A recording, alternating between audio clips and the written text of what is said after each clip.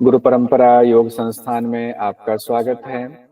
आज हम लोग सिद्ध सिद्धांत पद्धति कंप्लीट करेंगे, पूरा सिद्ध सिद्धांत पद्धति देख लेंगे। चूंकि टफ माना जाता है, लेकिन अगर आप पहले से पढ़ के आए होंगे, मेरा वीडियो पहले वाला अगर देख कर आए होंगे तो आपको कोई दिक्कत नहीं होगी। जब पहले पढ़ाया था तो सभी लोगों को कंठस्थ करवा दिया था। सिद्ध सिद्धांत पद्धति, जिसका कि अर्थ ही है सिद्धों का सिद्धांत, जिस पुस्तक में दिया गया है, यानी सिद्ध योगियों द्वारा जो बताया गया सिद्धांत है, सरल तरीके से वो रास्ता है जिसके द्वारा आप मुक्ति को पा सकते हैं, उसी को कहा गया सिद्धों का सिद्धांत। तो सिद्ध सिद्धांत पद्धति, लेखक हैं गुरु गोरखनाथ। ये ध्यान जरूर रखिएगा, लेखक कौन है? गुरु गोरखनाथ हैं, सिद्ध सिद्धांत पद्धति के लेखक। माना जाता है काल 10वीं से 11वीं शताब्दी के आसपास माना जाता है सिद्ध सिद्धांत पद्धति का काल। सिद्ध सिद्धांत पद्धति में 6 उपदेश हैं। हर उपदेश का विषय निश्चित है, तो कई बार एग्जाम में विषय से संबंधित सवाल पूछे जाते हैं कि जैसे आपको पूछ दिया गया कि समरसता किस उपदेश में है, किस नंबर के उपदेश में है, तो 5वां उपदेश समरसता से संबंधित है। ऐसे क्वेश्चन पूछा जा सकता है। तो हम देख लेते हैं। पहला उपदेश है हमारा पिंड उत्पत्ति, यानी कि ये ब्रह्मांड की उत्पत्ति कैसे हुई, पेड़ पौधे शरीर ये सब कैसे आया, वो पिंड उत्पत्ति में बताया गया है। दूसरा है पिंड विचार, यानी उस पिंड पर अब विचार हो रहा है कि कहाँ से आया। पिंड संविद, अब जब विचार कर रहे हैं तो उस पिंड का ज्ञान हो जा रहा है हमें कि हाँ इस पिंड की ये स्थिति है। पिंडाधार, यानी कि पिंड की आधारभूत निज शक्ति की जानकारी है। उसके बाद 5वें में समरसता है कि पिंड की परम पिंड के साथ एकता, जो ये पिंड ब्रह्मांड में है, हम लोग हैं, हमारा उस परम पिंड के साथ क्या एकता है, कैसे समरसता बिठाना है, उसकी चर्चा कही गई है। और छठा है अवधूत योगी। जब आपको पूर्ण ज्ञान हो जाता है, आप ज्ञानवान हो जाते हैं, अवस्थित हो जाते हैं अपने स्वरूप में, तब आपको अवधूत योगी कहा जाता है। अवधूत योगी के क्या लक्षण बताए गए हैं, ये छठे उपदेश में बताया गया है। याद कैसे करेंगे? तो हमने बताया था कैसे होता है। सबसे पहले किसी भी चीज की उत्पत्ति होती है, तो मान लीजिए हमारी उत्पत्ति हुई या इस संसार की उत्पत्ति हुई। उत्पन्न होने के बाद हम जब आए तो हमने विचार करना शुरू किया कि मैं कौन हूं, तो ये विचार हो गया। दूसरा वाला अध्याय जो है उसमें विचार है। विचार करने पर हमें ज्ञान हुआ, संविद होता है कि नहीं हम जो है एक इंसान है, हमें भगवान ने बनाया है या प्रभु ने बनाया है, तो ज्ञान होता है। ज्ञान से पता चलता है कि उसका आधार क्या है, ज्ञान का क्या आधार है, ब्रह्मांड का क्या आधार है, उस परमेश्वर का क्या आधार है, कैसे प्राप्त करना है। तो उसके बाद आगे बात आती है कि समरसता, उस ब्रह्मांड में जो वो ब्रह्म है उनके साथ में हम कैसे मिलें, कैसे उस तत्व को हम साक्षात करें, वो समरसता बनाने का साधन बतलाया गया है। फिर उसकी स्थिति, जब हमने समरसता स्थापित कर लिया ब्रह्म के साथ में, अब हम हो गए योगी, अवधूत योगी। हमारा योग कंप्लीट हो गया, आत्मा का परमात्मा के साथ योग हो गया, तो अवधूत योगी छठे अध्याय में कहा गया है। एक बार मोटा मोटा देखते हैं कि 6 के 6 अध्याय में कौन कौन से महत्वपूर्ण चीजें हमें पढ़नी है। जैसे प्रथम उपदेश है, प्रथम उपदेश में पिंड उत्पत्ति नाम है उसका, जो अभी हम लोगों ने देखा, और उसमें पढ़ना है सृष्टि का निर्माण कैसे हुआ, कैसे परपिंड, अनादि पिंड, आद्य पिंड की उत्पत्ति हुई, 5 महाभूत का क्रमिक विकास कैसे हुआ है, महासाकार पिंड की 8 मूर्तियों का उत्पन्न कैसे वो उत्पत्ति होती है, प्रकृति पिंड में नर नारी की उत्पत्ति कैसे होती है। प्रथम उपदेश में ही आपको अंतःकरण पंचक, कुल पंचक, शक्ति पंचक की चर्चा की गई है। प्रत्यक्ष कर्ण पंचक बताए गए हैं। 10 नारियों के बारे में चर्चा है और 10 वायु के बारे में बताया गया। संतान उत्पत्ति की भी चर्चा प्रथम उपदेश में ही की गई है। द्वितीय उपदेश, जिसका नाम है पिंड विचार, इस पिंड में क्या क्या है, इस शरीर में क्या क्या। पहले में आपने देखा सिर्फ उत्पत्ति की चर्चा है। अब पिंड विचार में कि 9 चक्र हैं हमारे शरीर में, तो 9 चक्र किस में बताया गया? सिद्ध सिद्धांत पद्धति में। उपनिषद में देखें तो योगराज उपनिषद में भी 9 चक्र की चर्चा है। 16 आधार की चर्चा है। 16 आधार, इससे क्वेश्चन भी पूछा गया था अभी 4 सितंबर वाले में 3 लक्ष्य बताया गया है, 5 आकाश जिसको व्योम पंचक भी कहते हैं, और अष्टांग योग की चर्चा द्वितीय उपदेश में बताया गया है। उसके बाद तृतीय उपदेश में आते हैं, सिद्ध सिद्धांत पद्धति हम लोग पढ़ रहे हैं। तृतीय उपदेश का नाम है पिंड ज्ञान। अब उस पिंड का ज्ञान हो रहा है। पिंड में पता चलता है कि 7 पाताल हैं, 21 ब्रह्मांड, 64 वर्ण, 7 द्वीप, 7 समुद्र, 9 खंड, 8 कुल पर्वत, 9 नदियां, 27 नक्षत्र, 12 राशियां, 9 ग्रह, 15 तिथियां। स्वर्ग नरक बंधन मुक्ति की चर्चा भी इसी में की गई। यानी कि ये शरीर जो है यही ब्रह्मांड है, इसमें पूरा ब्रह्मांड अवस्थित है। ये चर्चा आपके पिंड संविद में बताया गया है, तृतीय उपदेश में बताया गया है। चतुर्थ उपदेश है पिंड आधार। पिंड आधार में कुल अकुल की चर्चा है। कुल कौन है, अकुल कौन है, इसका भी हम लोग देखेंगे। कुल का अर्थ क्या है, कुल का अर्थ क्या है। कुल अकुल की समरसता की बात भी यहाँ आती है, लेकिन समरसता का तो अलग से हमें पढ़ना है। आज्ञावती पराशक्ति की बात आई है। अनंत शक्तिमान शिव की चर्चा की गई है। कुंडलिनी की स्थिति बताई गई है। चतुर्थ उपदेश में पिंड का आधार क्या है, उस आधार शक्ति की चर्चा की गई है। और उसके बाद पंचम उपदेश में जब शक्ति को जान गए, आपको अपने पिंड का ज्ञान हो गया, उस शक्ति के पिंड का ज्ञान हो गया, उसके बाद पंचम में अब दोनों को मिलाने की बात है। उन दोनों को मिलाना, किसको, पिंड को और पिंड आधार को, यानी उस शिव से मिलन करना है। तो पिंड की समरसता बतानी है। योग मार्ग और पाखंड मार्ग में अंतर बताया गया है पंचम उपदेश में। गुरु की महत्ता का वर्णन किया गया है। साधन के 4 क्रम बताए गए हैं। सहज, संयम, सोपाय और अद्वैत कहा गया है। साधना की 5 परंपरा भी यहाँ बताई गई है। योग की 5 अवस्था की चर्चा है। स्थूल, सूक्ष्म, कारण, तुर्य और तुर्यातीत, जो हम लोग कई और शास्त्रों में भी पढ़ चुके हैं। योगी की वेशभूषा कैसी हो, उसकी दिनचर्या कैसी होनी चाहिए, ये पंचम उपदेश में बताया गया, किसमें, पिंड समरसता में। छठा उपदेश है हमारा अवधूत योगी के लक्षण। जब आप अब पिंड समरसता हो गए, तो आप योग में अवस्थित हो गए, आपको आत्मदर्शन हो गया, तो उस योगी के लक्षण कैसे बताए गए हैं। तो इसमें 4 आश्रम की चर्चा, ब्रह्मचर्य ब्रह्मचर्य, गृहस्थ, वानप्रस्थ, संन्यास, चारों ही अवस्था में एक साथ वो अवधूत योगी अवस्थित रहता है। त्रिदंडी की चर्चा है। 5 मकार से भी सवाल पूछा जा सकता है। 5 मकार की चर्चा है। मध्यमांश, मीन, मुद्रा, मैथुन। किसे मोक्ष मिलेगा, इसकी भी चर्चा है। किस शिष्य को ज्ञान दे और किसको नहीं ज्ञान दे, ये सब छठे उपदेश में, अंतिम उपदेश में है। एक क्वेश्चन जो जून 2023 में पूछा गया, वो क्या था, पिंड उत्पत्ति की अवधारणा किस ग्रंथ में है। पिंड उत्पत्ति की अवधारणा घेरन संहिता, सिद्ध सिद्धांत पद्धति, योग बीज और हठ योग प्रदीपिका। तो ऐसे भी क्वेश्चन पूछे जाते हैं। तो हम लोग सिद्ध सिद्धांत पद्धति पढ़ रहे हैं, उसमें हमने देखा पिंड उत्पत्ति पहला ही अध्याय हमारा है। सृष्टि की रचना कैसे हुई है, प्रथम उपदेश देखते हैं हम लोग। अब इसका प्रथम उपदेश का नाम क्या है, पिंड उत्पत्ति। पिंड से संबंधित, तो पिंड की उत्पत्ति कैसे हुई। पहला मंत्र एक बार पढ़ लेते हैं इसको। आदिनाथम नमस्कृत्य शक्ति युक्तम जगत गुरुम वक्षे गोरक्षनाथो अहम सिद्ध सिद्धांत पद्धतिम। यानी कि इसका अर्थ हुआ, गोरक्षनाथ जी अपने बारे में बता रहे हैं कि मैं गोरखनाथ उस शक्ति संपन्न जगत गुरु आदिनाथ को प्रणाम करते हुए सिद्धों के इस सिद्धांत को आपके सामने रख रहा हूं। अब क्या रख रहे हैं, अब मंत्र की चर्चा नहीं करेंगे, अब मंत्र के जो अर्थ हैं सिर्फ उसको हम लोग देखेंगे।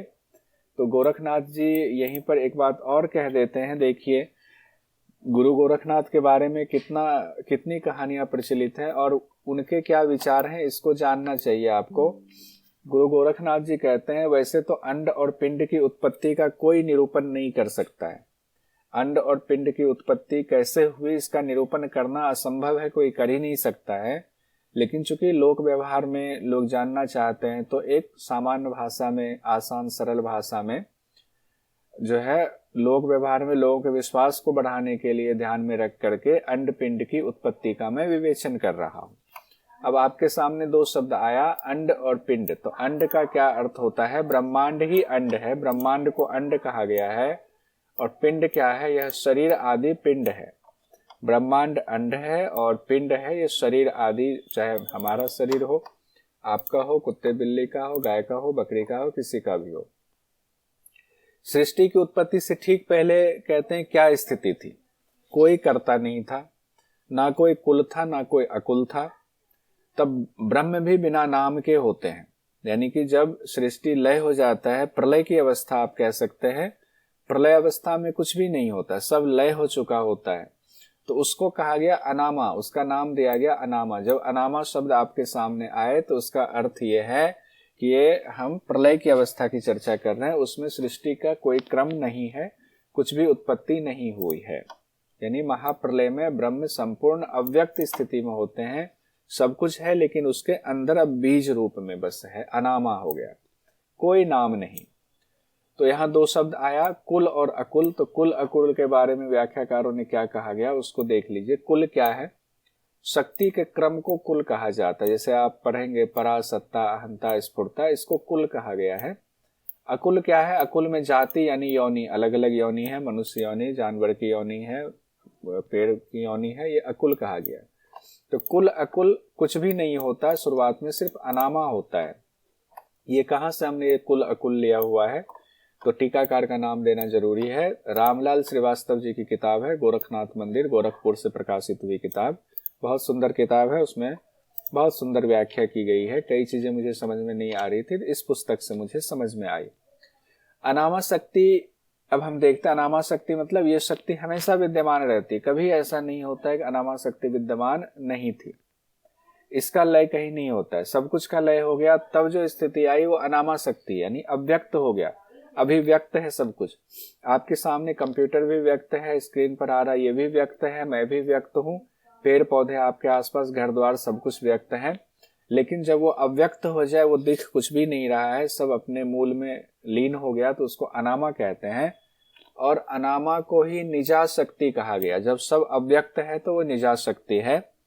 आदि और अंत से रहित स्थिति को निजा शक्ति कहा गया, ये ध्यान रखिए। निजा शक्ति, किसकी निजा शक्ति? अगर हमने कहा निजा शक्ति तो किसी की तो निजा शक्ति होगी, तो परम शिव की निजा शक्ति कहा गया है इस अवस्था को। किस अवस्था को?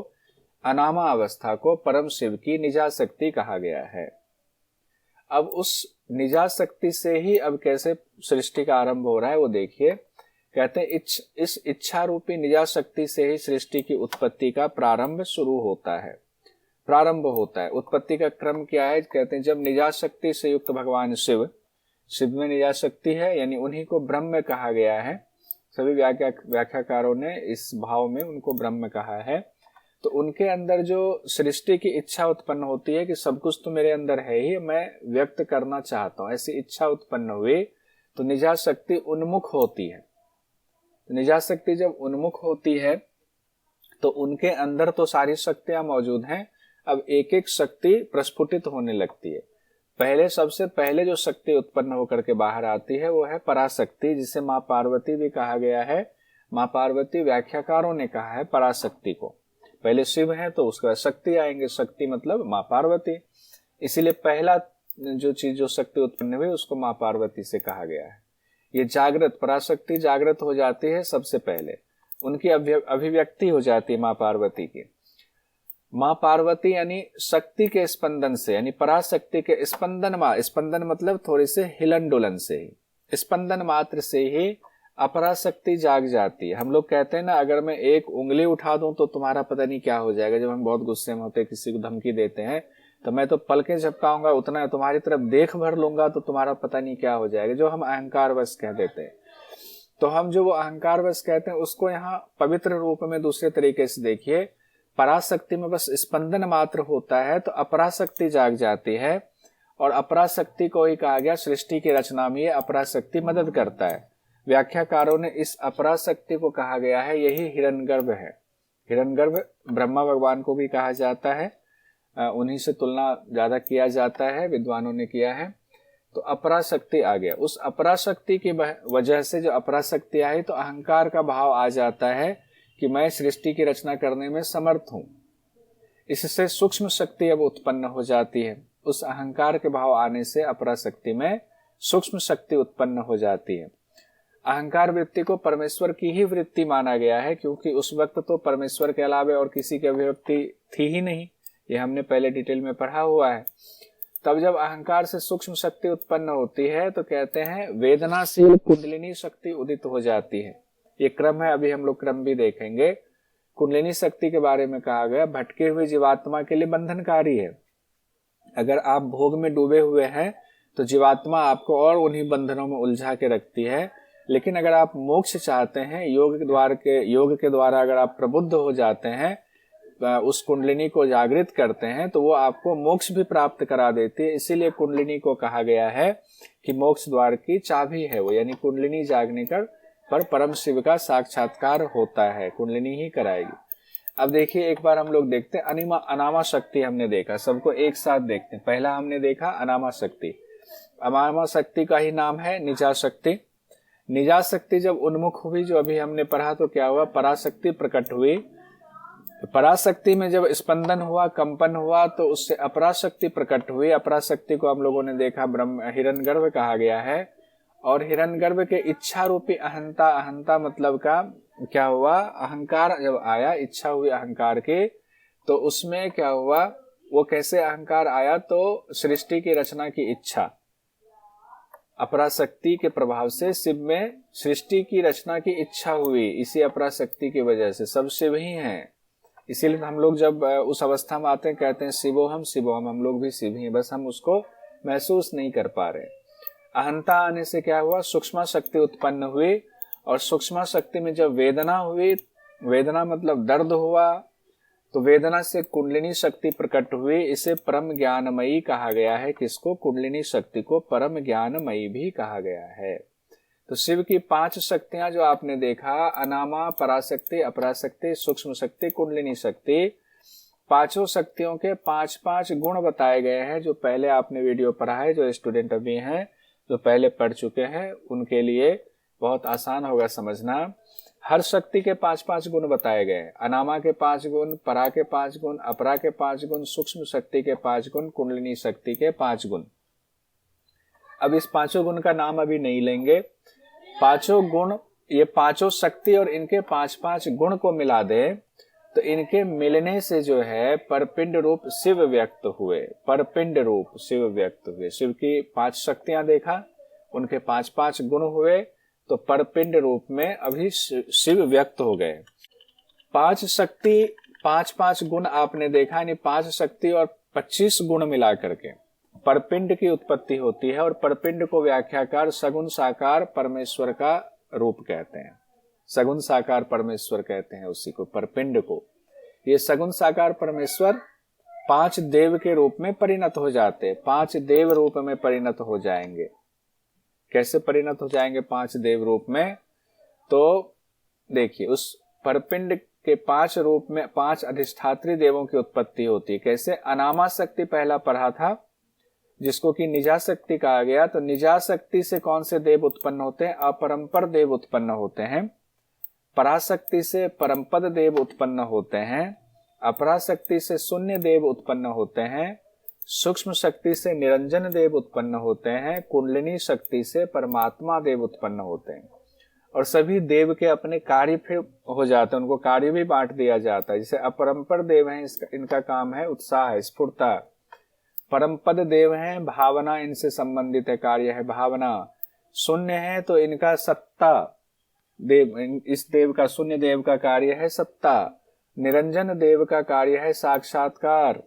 और परमात्मा देव का कार्य इसमें बताया गया है परमात्मा ही। अब इसी को देखिए, व्याख्या में यही 5 देव का नाम अलग बताया गया है। अपरंपर, परमपद, शून्य, निरंजन परमात्मा को कहा गया है।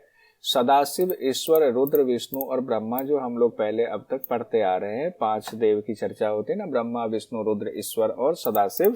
इसकी चर्चा जो हम लोग चक्र के दौरान भी करते हैं, नीचे से ऊपर 5 चक्र में इन देवताओं का हम लोग नाम लेते हैं। पंचधारणा के दौरान भी देवताओं का क्रम यही है, ब्रह्मा, विष्णु, रुद्र, ईश्वर और सदाशिव कहा गया है। अब अधिष्ठात्री देव और अधिष्ठात्री देव के 5-5 गुण को देख लेते हैं। यानी अधिष्ठात्री देव आपने 5 देख लिया, अपरंपर, परमपद, शून्य, निरंजन, परमात्मा। इनके भी सबके 5-5 गुण बताए गए हैं। सब गुण कहां से, भगवान शिव से मिल रहे हैं। तो ये 5 देव हो गए और इनके 5 देव के 5-5 गुण, यानी 25 गुण हो गए। अब ये 5 देव और 25 गुण मिलकर के क्या बन जाते हैं, 5 अधिष्ठात्री देव, पांचों के 5-5 गुण मिलकर के अनादि पिंड माना जाता है कि अनादि पिंड हो गए। जब 5 गुण भी आ गए, 5 देव आ गए और 5 गुणों से सब समाहित हो गए, 25 गुण, तो अनादि पिंड माना गया। और अनादि पिंड फिर जो है विभक्त हो जाएगा, फिर उससे नई चीजों की उत्पत्ति होगी। कहा गया अनादि से परमानंद की उत्पत्ति, परमानंद से प्रबोध की उत्पत्ति, प्रबोध से चिदुदय की उत्पत्ति, चिदुदय से चित्त प्रकाश की उत्पत्ति, और चित्त प्रकाश से सोहम भाव की उत्पत्ति। यानी अनादि पिंड जो है उसमें कहा गया उस अनादि से परमानंद की उत्पत्ति हुई, परमानंद से प्रबोध की उत्पत्ति हुई, प्रबोध से चिदुदय की उत्पत्ति हुई, चिदुदय से चित्त प्रकाश की उत्पत्ति हुई, और चित्त प्रकाश से सोहम भाव की उत्पत्ति हुई। पांचों देव, 5-5 गुण, 25 गुण, अनाद्य पिंड बना। उस अनाद्य पिंड से ये 5 चीजें उत्पन्न हुई हैं, परमात्मा, प्रबोध, चिदुदय, चित्त प्रकाश, सोहम भाव। अब ये जो 5 चीजें आई हुई हैं इनके भी 5-5 गुण हैं, तो 25 ये भी हो जाएंगे। परमानंद के भी 5 गुण हैं, प्रबोध के भी 5 गुण हैं, चिदुदय के भी 5 गुण हैं, चित्त प्रकाश के भी 5 गुण हैं, और सोहम भाव के भी 5 गुण बताए गए हैं। अब ये 5 और 5 यानी 25 गुण सहित जो हैं, इनसे क्या होता है, अभी इसका डिटेल हमने यहाँ लिखा हुआ, डिटेल हम नहीं पढ़ेंगे अभी, क्योंकि वो दूसरे वीडियो में ऑलरेडी है, ये रिवीजन क्लास है, तो उम्मीद है आप पढ़ के आए होंगे, तो इसको नहीं करेंगे। तो 5 अनादि तत्व और उनके 5-5 गुण मिलकर के आद्य पिंड की उत्पत्ति होती है। अब आया आद्य पिंड, अनादि पिंड से आद्य पिंड की उत्पत्ति हुआ। आद्य पिंड फिर क्या होता है, वो फिर आद्य पिंड जो कंप्लीट, आप ये 5 अनादि तत्व और 5-5 गुण, तो 25 मिलकर के आद्य पिंड कहलाएगा। फिर उससे नई चीज की उत्पत्ति क्रम से होगी। किस चीज की उत्पत्ति होगी क्रम से? कहते हैं कि आद्य पिंड क्रम से 5 भागों में विभक्त हो जाता है। क्या? आद्य पिंड से महाकाश, महाकाश से महावायु, महावायु से महातेज, महातेज से महासलिल, महासलिल से महापृथ्वी उत्पन्न होता है। यानी कि जो 5 तत्व हैं, आकाश, वायु, अग्नि, जल और पृथ्वी, ये पांचों के जो सूक्ष्म है, इसीलिए उसमें महा लगा हुआ है, जो सूक्ष्म शक्ति है वो आद्य पिंड से उत्पन्न ये सूक्ष्म शक्ति हो रही है, लेकिन महा लगा हुआ है, तो अभी इसको आकाश, वायु, अग्नि, जल और पृथ्वी ना मान करके उसमें महा के साथ ही मानिए, क्योंकि महा हट करके नीचे उसकी उत्पत्ति बाद में और आई हुई है, जो कि स्थूल रूप में आपको दिखेगा। तो पंच महाभूत यहाँ आया, महाकाश, महावायु, महातेज, महासलिल, ये अपने विशुद्ध रूप में हैं। इनके भी 5-5 गुण बताए गए हैं। तो महाकाश, अब यहां से गुण एक बार देख लेते हैं, क्योंकि हो सकता है आ जाए, ऊपर से भी हो सकता है, एग्जाम में कुछ भी पूछा जा सकता है। महाकाश के 5 गुण हैं, अवकाश, अच्छिद्र, अस्पृश्य, नीलवर्ण और शब्द। महावायु के हैं संचार, संचालन, स्पर्श, शोषण, धूम्र वर्ण। महातेज का है दाहकता, पाचकता, उष्णता, प्रकाशता, रक्त वर्ण। वैसे शब्द, स्पर्श आपने देख ही लिया, और प्रकाशकता का मतलब ही होता है कि देखना, रूप। और महासलिल में है प्रवाह, अप्यायन, द्रव, रस, श्वेत वर्ण।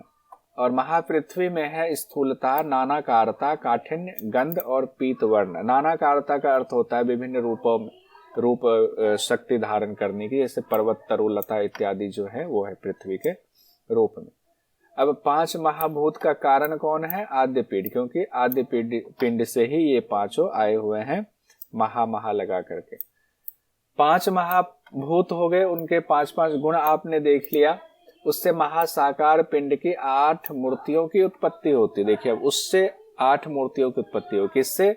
जो 5 आपने देखा, महाकाश, महाकाश के बाद महावायु, महातेज, महासलिल और महापृथ्वी देखा, और फिर उसके 5-5 गुण देखे, तो 25 गुण हो गए। उससे महासाकार पिंड की 8 मूर्तियों की उत्पत्ति हुई है। इसको भी देख लीजिए, कौन से पिंड की उत्पत्ति हो रही है, कौन सी मूर्ति की? तो परम शिव, भैरव, नीलकंठ, सदाशिव, ईश्वर, रुद्र, विष्णु और ब्रह्मा।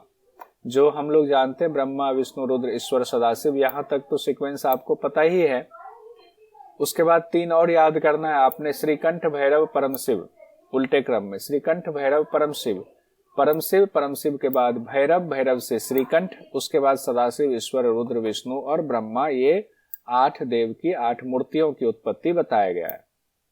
तो इस तरह से क्या हो गया, आपके सृष्टि का क्रम आप एक बार फिर से ऊपर से जो पढ़ा है उसको देख लीजिए। पहले अनामा रूप में थे, फिर उनकी 5 शक्तियां और उनके 5-5 गुण निकले, उससे परपिंड की उत्पत्ति हुई और परपिंड 5 परपिंड, फिर यानी कि 5 अधिष्ठात्री देव उत्पन्न हो गए और उन सब के 5-5 गुण भी हुए। तो परपिंड से अनादि पिंड की उत्पत्ति हुई, फिर अनादि पिंड से हमने आद्य पिंड देखा, जिसमें हमने देखा महाकाश, महावायु, महातेज, महासलिल, महापृथ्वी की उत्पत्ति हुई और उससे यानी महासाकार पिंड की 8 मूर्तियों की उत्पत्ति हुई है।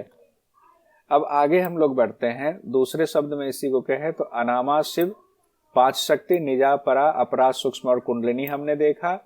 फिर परापिंड यानी 5 देव का कारण, तो 5 देव कौन कौन से आए, अपरंपर, परमपद, शून्य, निरंजन, परमात्मा हमने देखा। फिर अनादि पिंड यानी परमात्मा, प्रबोध, चिदुदय, प्रकाश, सोहम भाव हमने देखा। फिर आद्य पिंड यानी 5 महाभूत में महाकाश, महावायु, महातेज, महासलिल, महापृथ्वी हमने देखा कि वहां से उत्पन्न हुआ है आद्य पिंड से। और फिर महासाकार पिंड की 8 मूर्तियों को हमने देख लिया। अंतिम मूर्ति कौन सी थी, 8 महासाकार पिंड की अंतिम मूर्ति कौन सी थी? ब्रह्मा। ब्रह्म नहीं ब्रह्मा। ये क्वेश्चन देख के फिर बताते हैं मैंने क्यों पूछा। महासाकार पिंड की कितनी मूर्तियां हैं, तो 8 मूर्तियां। महासाकार पिंड की पहली मूर्ति कौन है, परम शिव। महासाकार पिंड की अंतिम मूर्ति कौन है, ब्रह्मा। महासाकार उनकी 8 मूर्तियों की चर्चा किस अध्याय में है, प्रथम उपदेश पढ़ रहे हैं। अब जो हमने कहा ब्रह्मा भगवान सबसे लास्ट तक पहुंच गया, ब्रह्मा भगवान से आगे कहानी बढ़ने वाली है। उस ब्रह्मा भगवान के निकट भर देखने से, ब्रह्मा भगवान ने जब निकट भर देखा आंख खोलकर, तो नर नारी रूपी प्रकृति पिंड की उत्पत्ति हुई। यानी ब्रह्मा भगवान से कौन से पिंड आए, प्रकृति पिंड आए। प्रकृति पिंड की उत्पत्ति, उन्होंने प्रकृति की रचना कर दी। यानी 5 महाभूत, 5 तत्वों वाला ये भौतिक शरीर उत्पन्न अब हो रहा है, प्रकृति आ गया। अब आगे कहा गया है यानी पंचभौतिक शरीर उत्पन्न, ठीक है, ये हो गया। ब्रह्मा के देखने भर से किस पिंड की उत्पत्ति हुई, तो प्रकृति पिंड की उत्पत्ति हुई है। अब प्रकृति पिंड में बताया गया है 5 चीजें, पृथ्वी, जल, अग्नि, वायु, आकाश। अब इसमें महा नहीं लगा हुआ है, अब ये स्थूल रूप में आए हुए हैं। पृथ्वी में कहा गया अस्थि, मांस, त्वचा, नाड़ी, रोम, ये शरीर में जो मौजूद हैं पृथ्वी के हैं। जल में कहा गया जल के क्या क्या गुण है, लार जो आपके अंदर है, मूत्र है, शुक्र है, रक्त है, स्वेद है, ये सब जल से संबंधित है, जल की वजह से है। अग्नि जो है आपकी क्षुधा, तृषा, निद्रा, कांति और आलस्य जो है ये अग्नि का गुण है। वायु का गुण क्या बताया गया, धावन, भ्रमण, प्रसारण, आकुंचन, निरोधन, ये वायु के गुण बताए गए हैं हमारे आपके शरीर में जो है। आकाश में कहा गया है राग, द्वेष, भय, लज्जा और मोह, ये आकाश के गुण बताए गए हैं, ये 5। इस तरह से 5 के गुण आपके सामने आ गया। इसके बाद प्रथम अध्याय में ही अंतःकरण पंचक की चर्चा की गई है। एक सेकंड रुकिएगा, बेटा गेट बंद कर दो। उसके बाद अंतःकरण पंचक की चर्चा आई है। स्थूल पिंड के संचालन अंतःकरण पंचक के द्वारा होता है। यानी जो हमारा ये स्थूल पिंड है या आपका स्थूल पिंड है, स्थूल पिंड मतलब जो दिख रहा है, उसका संचालन किसके द्वारा होता है, अंतःकरण के द्वारा होता है। अंतःकरण कितने बताए गए, 5 बताए गए हैं। मन, बुद्धि, अहंकार, चित्त और चैतन्य। क्या बताया गया, मन, बुद्धि, अहंकार, चित्त और चैतन्य, ये अंतःकरण की 5 वृत्तियां कही गई हैं। तो ये तो हम लोग जानते हैं, पहले भी पढ़ा हुआ है, मन, बुद्धि, अहंकार, चित्त, चैतन्य। मन हो गया, इसके क्या 5-5 गुण देख लीजिए, संकल्प, विकल्प, मूर्छा, जड़ता, मन, नियम, मन के गुण हैं। बुद्धि के क्या गुण हैं, विवेक, वैराग्य, शांति, संतोष और क्षमा। अहंकार के क्या 5 गुण हैं, अभिमान, मदीय, मम सुख, मम दुख, ममेदम, ये 5 गुण अहंकार के हो गए। अहंकार की वजह से कहते हैं मेरा योग संस्थान, मेरा नोट्स, ये सब कुछ, बाप रे कितना खतरनाक चीज है। चित्त आ गया, चित्त में कहा गया है 5 गुण, मति, धृति, स्मृति, त्याग और स्वीकार। चैतन्य में कहा गया है विमर्श, शीलन, धैर्य, चिंतन, निस्पृह। ये चैतन्य का, जब चैतन्य स्थिति में आएंगे तब ये सब गुण आपका खिल के बाहर आएगा, लेकिन है सब कुछ हमारे अंदर में। कहते 5 अंतःकरण की चर्चा, अब अगर सवाल आ जाए हठ योग के किस शास्त्र में है, तो सिद्ध सिद्धांत पद्धति में है। और सिद्ध सिद्धांत पद्धति के किस अध्याय में है? तो प्रथम अध्याय में है, यानी पिंड उत्पत्ति के दौरान कही गई है। उसके बाद कुल पंचक की चर्चा आती है। तीनों गुण, काल और जीव, ये कुल पंचक आते हैं। कौन कौन से? तीनों गुण, सत रज तम हो गए, उसके बाद काल हो गया और जीव, ये पांचों को कुल पंचक कहा गया है। अब इसमें देखिए कुल पंचक में सत, रज, तम, काल और जीव। सत्व के क्या 5 गुण बताए गए? दया, धर्म, क्रिया, भक्ति, श्रद्धा, ये सत्व के गुण बताए गए। रज के क्या गुण बताए गए हैं? दान, भोग, श्रृंगार, वस्तु ग्रहण, स्वार्थ, संग्रह, ये रज के गुण बताए गए हैं। तमस के क्या गुण बताए गए हैं? विवाद, कलह, शोक, वध और वंचन, ये तमस के गुण बताए गए हैं। कलह कर रहे कोई तो समझ लीजिए तमस भारी है। काल के क्या गुण बताए गए हैं? कलना यानी गिनती, कल्पना, ऋतु आदि, भ्रांति, बुढ़ापा यौवन हमारा होता है, प्रमाद, असावधानी से कार्य करना, और अनर्थ, अनिष्ट कार्य में लगना, ये काल कहा गया है। इसको काल के 5 गुण बताए गए। जीव के 5 गुण हैं, जागृत, स्वप्न, सुषुप्ति, तुरीय, तुरीयातीत, ये जीव के 5 गुण बताए गए हैं। अब जीव के 5 गुण जो है उसका देख लीजिए। जागृत, स्वप्न, सुषुप्ति, तुरीय, तुरीयातीत, इसको एक बार देख लेते हैं। स्थूल शरीर में इंद्रियों आदि का कर्म में जो लगे रहना हमारी अभी स्थिति है, वो जागृत स्थिति। हम जागे हुए हैं किसके प्रति? भोग विलास के प्रति। सभी इंद्रियां जागृत हैं इस वक्त। स्वप्न में होता है इंद्रियों के शांत होने पर मन अचेतन भाव में जाता है, स्वप्न कहा गया है। सुसुप्ति कहा गया, बाह्य इंद्रियों के कार्य व्यापार का निरोध हो जाता है, इंद्रियां अब उन्मुख हो जाती है अंदर की तरफ, सुसुप्ति कहा गया है। तुरीय अवस्था में कहा गया आत्मा में चित्त एकाग्र रहता है, आत्मा में ही आप समाधि लगाए रहते हैं, तुरीय अवस्था हो गया। और तुरीयातीत अवस्था कहा गया है, निर्विचार समाधि में जीव प्रतिष्ठित हो जाता है, यानी कि अब वो उस आत्म स्वरूप में प्रतिष्ठित हो जाता है, उसी को तुरीयातीत अवस्था कहा गया है। कुल पंचक हमने पढ़ लिया। कुल पंचक के बाद हम पढ़ते हैं शक्ति पंचक। इसी को व्यक्ति पंचक भी कहा जाता है, परेशान नहीं होंगे। शक्ति पंचक या व्यक्ति पंचक, सूक्ष्म शरीर में जिन जिन गुणों से व्यवहार किया जाता है वे ही शक्ति पंचक कहलाते हैं। इस शरीर की ये 5 शक्तियां प्रकट होती हैं शक्ति पंचक के रूप में। जैसे अब आप खुद से जोड़िए, आपकी इच्छा भी है, क्रिया भी है, माया भी है, प्रकृति भी है, वाक भी है आपके अंदर, तो इसको शक्ति पंचक कहा गया है। इच्छा के भी 5 गुण बताए गए हैं, क्रिया के 5 गुण बताए गए, माया के 5 गुण बताए गए, प्रकृति के 5 गुण हैं, वाक के 5 गुण बताए गए हैं। अब एक एक करके इसका हम लोग अब नहीं देखें क्योंकि डिटेल वाले वीडियो में सारा हमने दिया हुआ है। परा वाक के 5 गुण। अब सीधे हम आते हैं प्रत्यक्षकरण पंचक। शक्ति पंचक देख लिया। प्रत्यक्षकरण पंचक में कहा गया जो कुछ भी अच्छा बुरा क्रिया कर्म हम करते हैं उनके पीछे 5 कारण मौजूद होते हैं। क्या है? कर्म, काम, चंद्रमा, सूर्य और अग्नि। इसको पढ़ते हैं, इसको पढ़ना जरूरी है। कर्म, काम, चंद्रमा, सूर्य, अग्नि। कर्म में कहा गया है शुभ कर्म, अशुभ कर्म, यश, अपकीर्ति और अदृश्य फल साधना। काम में कहा गया रति, प्रीति, क्रीड़ा, कामना, आतुरता, इसके गुण हो गए।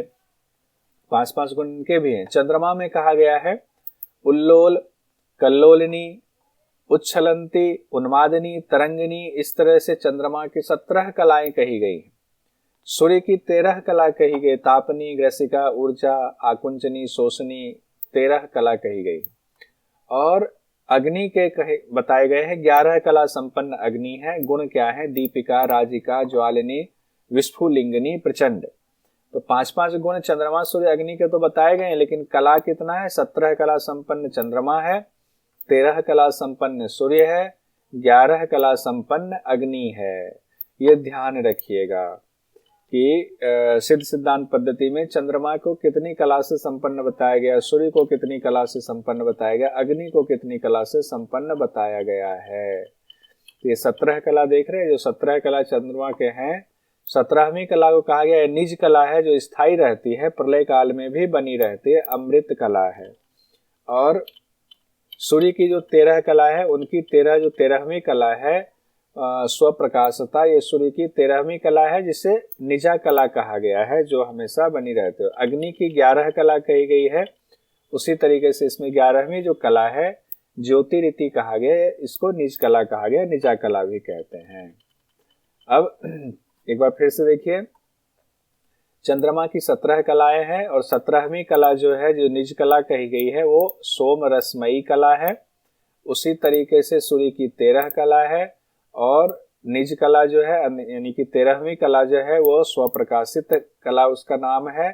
और उसी तरीके से अग्नि की 11 कलाएं हैं। 11वीं कला का नाम ज्योतिरीति कहा गया है, ज्योतिरीति। उसके बाद 10 नारियां और उसके स्थान की चर्चा है सिद्ध सिद्धांत पद्धति में। 10 मुख्य नारियां कौन कौन सी बताई गई हैं? इड़ा, पिंगला, सुषुम्ना, सरस्वती, पूषा, अलंबुसा, गांधारी, हस्तजिह्वा, कुहू और शंखिनी। क्या? इड़ा, पिंगला, सुषुम्ना, ये तो आपको याद है। सरस्वती भी जोड़ दीजिए। उसके बाद पूषा, अलंबुसा, गांधारी, हस्तजिह्वा, कुहू और शंखिनी। इस तरह से 10 नारियों की चर्चा है। इड़ा बाई नासिका, पिंगला दाहिनी नासिका, सुषुम्ना को ब्रह्मदंड में कहा गया है, सरस्वती को मुख द्वार में कहा गया है, पूषा बाई आंख है, अलंबुसा दाई आंख है, गांधारी को यहाँ बायां कान कहा गया, ये ध्यान रखिए। गांधारी को बायां कान कहाँ पे कहा गया है? सिद्ध सिद्धांत पद्धति में। हस्तजिह्विका दाहिने कान को कहा गया है। कुहू को गुदाद्वार से संबंधित बताया गया है। उसके बाद शंखिनी को लिंग द्वार में बताया गया है। इस तरह से 10 नारी और उनके स्थान को आपने देख लिया। अब आते हैं वायु। 5 वायु है मुख्य और 5 उप है। तो 5 वायु में प्राण, अपान, समान और उदान, समान, व्यान और उदान है। स्थान देख लेते हैं सिद्ध सिद्धांत पद्धति के मुताबिक क्या स्थान बताया गया है। तो कहते हैं प्राण का स्थान हृदय में है, अपान का स्थान गुदा में है, समान का स्थान नाभि में है, व्यान का संपूर्ण शरीर में, उदान का कंठ में है। तो कॉमन जो प्राणों के स्थान माने जाते हैं वो यही है, कॉमन वाला है, नहीं तो विशेष नहीं है इसमें कुछ, कॉमन वाला है जो हम लोग जनरली चर्चा करते हैं, बताते हैं। और प्राण का कार्य क्या है? तो श्वास प्रश्वास की क्रिया, हकार सकार रूप ध्वनि कहा गया है। अपान जो गुदा में है उसके क्या कार्य बताए गए हैं? रेचक पूरक क्रिया में सहायता करता है। समान जो नाभि में बताया गया है वो जठराग्नि प्रदीप्त और पाचन में सहायक है। व्यान संपूर्ण शरीर शोषण और वृद्धि का कार्य करता है, शोषण भी करता है, वृद्धि भी करता है। उदान जो कंठ में है वो आहार को निगलना, वमन करना और बातचीत जो अभी मैं बोल रहा हूं वो सब उदान प्राण में आता है। ये हमने देख लिया। उसके बाद हम देखते हैं नाग, कुर्म, कृकल, देवदत्त और धनंजय, इनके कार्य बताए गए हैं। नाग से होता है त्यागना, अंग संचालन। कुर्म से होता है कंपन और नेत्र उन्मीलन, कुर्म।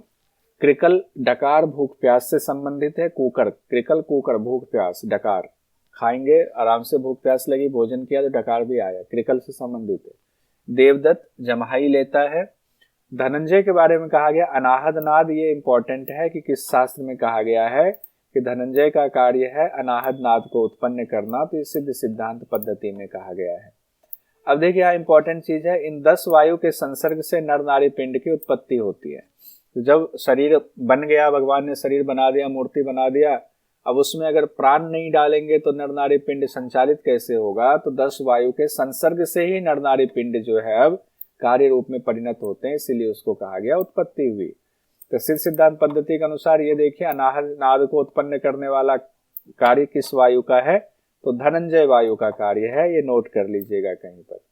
अब स्थूल शरीर की उत्पत्ति का क्रम बताया जा रहा है कि कैसे क्रम होता है, गर्भाशय से कैसे हम शरीर उत्पन्न होता है। तो कहते हैं गर्भाशय में पिंड की उत्पत्ति का क्रम। ऋतुकाल में स्त्री पुरुष के संसर्ग में रज बिंदु का संयोग होता है। रज बीज के संयोग से प्राणी की प्रथम उत्पत्ति होती है कलल रूप में, कलल। तो प्रथम जो उत्पत्ति हुई कलल रूप में हुई। 7 अहोरात्र यानी 7 दिन यानी 168 घंटे में बुद्बुद रूप में परिणत हो जाता है। 15 दिन में गोल आकार का पिंड बन जाता है। महीना बीतते बीतते वह कठोर हो जाता है। 2 महीने में उसमें सिर बन जाता है। तीसरे महीने में उसमें हाथ पैर बन जाते हैं। हम सब का यही हाल हुआ है। चौथे महीने में आंख, कान, नाक, मुख, लिंग, गुदा की उत्पत्ति होती है। 5वें महीने में पीठ और पेट बनता है। 6ठे महीने में नख और बाल बनते हैं। 7वें महीने में पूर्ण रूप से चेतना आ जाती है। 8वें महीने में सभी लक्षणों से युक्त हो जाता है और 9वें महीने में संपूर्ण ज्ञान से युक्त हो जाता है मां के गर्भ में। लेकिन 10वें महीने में क्या होता है, अज्ञानी बालक के रूप में जन्म होता है। संपूर्ण ज्ञान मिला, लेकिन जब जन्म हुआ अज्ञानी के रूप में जन्म हुआ। आप चाहे तो उस ज्ञान को पुनः प्राप्त कर सकते हैं योग साधना के द्वारा। तो स्थूल शरीर की जो प्रथम उत्पत्ति, उसका नाम क्या था, कलल कहा गया। और अंतिम क्या है, अज्ञानी बालक के रूप में जन्म होता है। अब यहाँ पर यह बात भी कही गई है कि बच्चा कैसा होगा, गर्भ में कौन सा बच्चा कैसे निकलेगा। कहा गया रजवीर्य, अगर वीर्य की मात्रा अधिक है तो लड़का होगा, रज की मात्रा अधिक है तो लड़की होगी। रज वीर्य दोनों की मात्रा बराबर हो तो बच्चा नपुंसक पैदा हो जाता है। और कहा गया है संसर्ग के दौरान स्त्री पुरुष में से कोई एक या दोनों परेशान अगर हो, चिंतित हो, डिप्रेशन में हो, व्याकुल हो, तो बच्चा अंधा, कुबरा, बौना, लंगड़ा और अंगहीन पैदा होता है। मिलन के दौरान यदि एक बार से ज्यादा स्खलन हो तो जुड़वा या 3 बच्चे का जन्म हो सकता है, यानी 1 से ज्यादा बच्चों का जन्म होता है।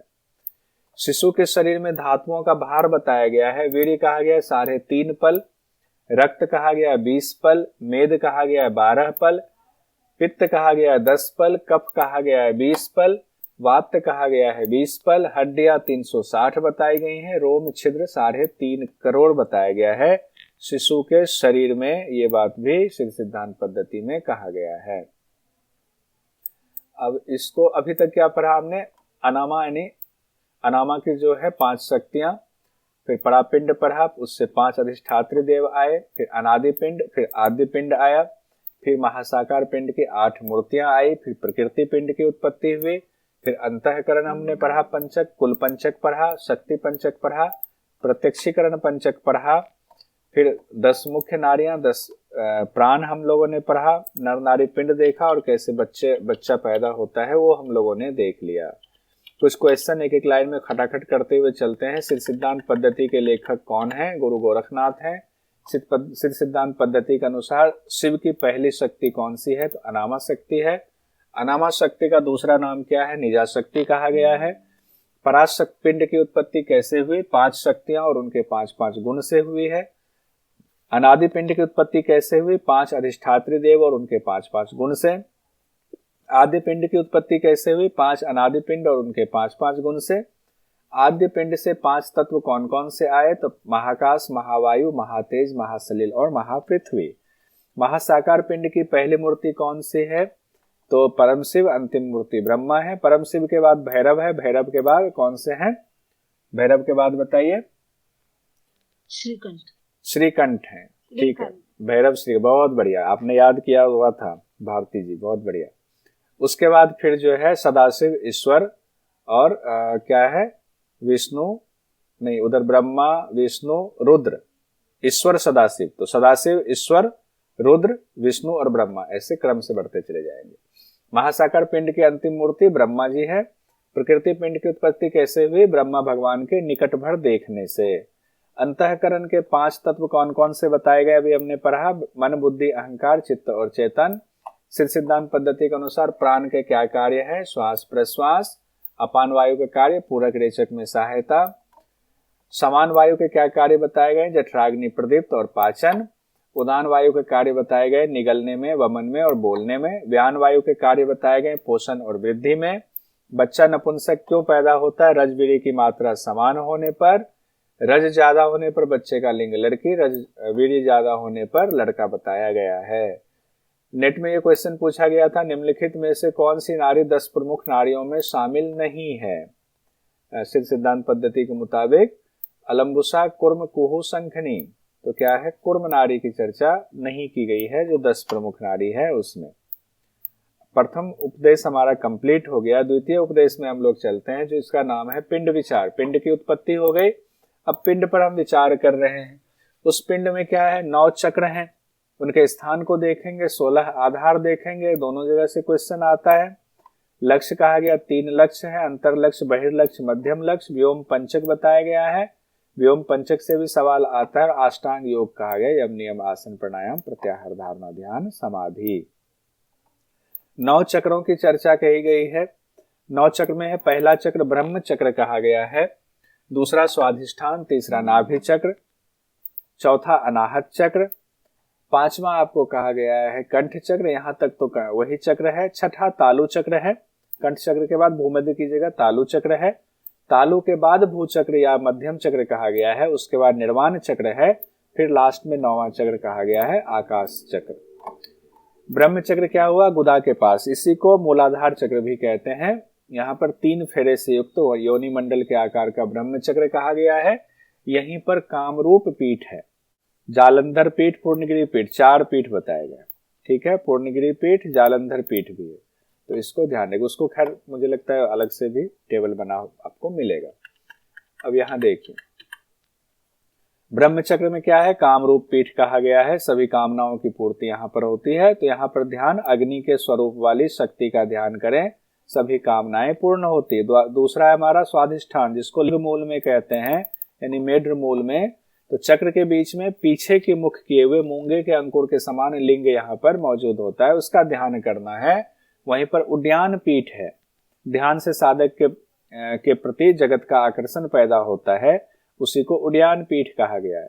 तीसरा कहा गया नाभि चक्र, नाभि स्थान, यानी कुंडलिनी मारकर बैठे हुए। देखिए कुंडलिनी के लिए यहाँ इस्तेमाल किया गया नाभि चक्र में, ये भी इंपॉर्टेंट है। कुंडलिनी मारकर बैठे सर्प के समान 5 फेरे से युक्त है। तो जहां पर भी आपने कुंडलिनी का लिखा हुआ है कितना फेरा लगाए बैठी है, तो सिद्ध सिद्धांत पद्धति में कहा गया है नाभि स्थान में 5 फेरा लगाए हुए कुंडलिनी सर्प के समान बैठी हुई है। उसके बीच में कहा गया करोड़ों सूर्य के समान कांति से युक्त कुंडलिनी शक्ति है, जो सब सिद्धियों को देने वाली है, उसका ध्यान करना चाहिए। यानी कुंडलिनी शक्ति स्थित है कहां पर? नाभि चक्र में, ये इसकी चर्चा की गई है। उसके बाद है हमारा चौथा चक्र अनाहत चक्र, जिसको हृदय चक्र भी कहते हैं। स्थान हृदय हुआ, हृदय इसका आधार है, इसे हृदय चक्र भी कहते हैं। यहाँ 8 पंखुड़ियों वाला कमल बताया गया है, इसका मुख नीचे की ओर है, यानी कमल का मुख नीचे की ओर है। उसके बीच में लिंग के आकार की ज्योति है, इस लिंगाकार ज्योति को हंस कला भी कहा गया है। हंस कला कहाँ से संबंधित है? तो अनाहत चक्र से कम संबंधित है। ध्यान से सभी इंद्रियां वश में हो जाती हैं अनाहत चक्र पर, अगर आप ध्यान करते हैं। कंठ चक्र उसके बाद आ गए, जिसको विशुद्धि चक्र भी कहते हैं, इसका स्थान हो गया कंठ मूल में। तो 5वां 4 अंगुल विस्तार वाला कंठ चक्र कहा गया, इसका स्थान 4 अंगुल विस्तार वाला कहा गया है। वहां वाम भाग में इड़ा यानी चंद्र नारी है, और दक्षिण भाग में पिंगला यानी सूर्य नारी है। ये इंपॉर्टेंट है, ये लाइन ध्यान रखिए। ये लाइन जो अभी हमने पढ़ा, ये पूछ लिया जाता है एग्जाम में कि सिद्ध सिद्धांत पद्धति में किस चक्र में कहा गया है कि इड़ा और पिंगला नारी स्थित है। इसको इंपॉर्टेंट नोट कर दिया।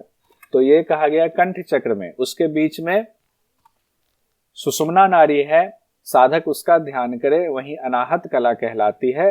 ध्यान से अनाहत सिद्धि मिलती है, यानी कंठ चक्र से अनाहत कला को जोड़ा गया है। तो यहाँ पर जो ये इंपॉर्टेंट है, इड़ा पिंगला सुषुम्ना के बारे में कहां पर चर्चा है? कंठ चक्र के दौरान चर्चा की गई है।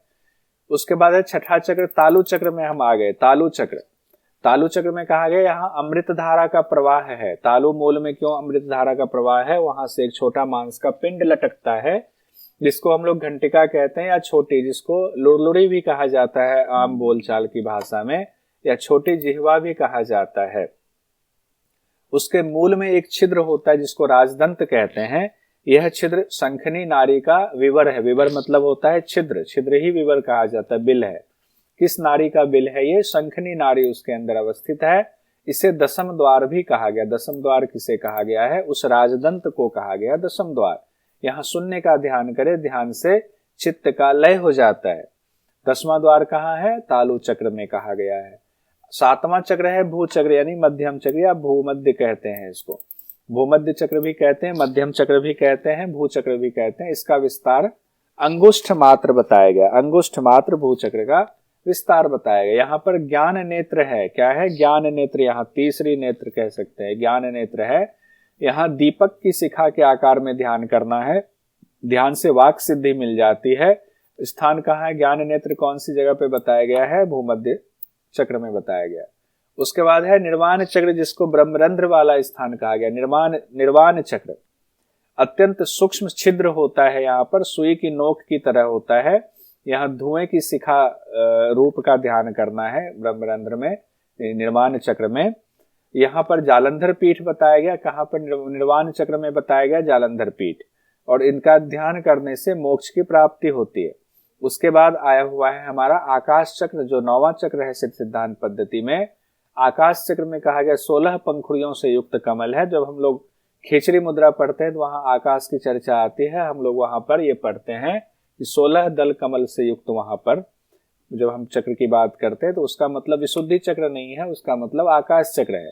इसका मुख ऊपर की तरफ होता है, इसके मध्य में त्रिकूट आकार वाली ऊर्ध्व शक्ति विराजमान है। वहां आकार रहित शक्ति का ध्यान करना है, कोई आकार नहीं, आकार रहित शक्ति का ध्यान करना है, यानी शून्य का ध्यान करना है। वहीं पर पूर्णागिरि पीठ है और उसके ध्यान से समस्त इच्छाओं की पूर्ति होती है, पूर्णगिरि पीठ कहा गया है। अब यहाँ देखिए निम्नलिखित में से सिद्ध सिद्धांत पद्धति में किन चक्रों का उल्लेख किया गया है? सूर्य चक्र, तालु चक्र, आकाश चक्र, सहस्रार चक्र, कौन से होंगे बताइए?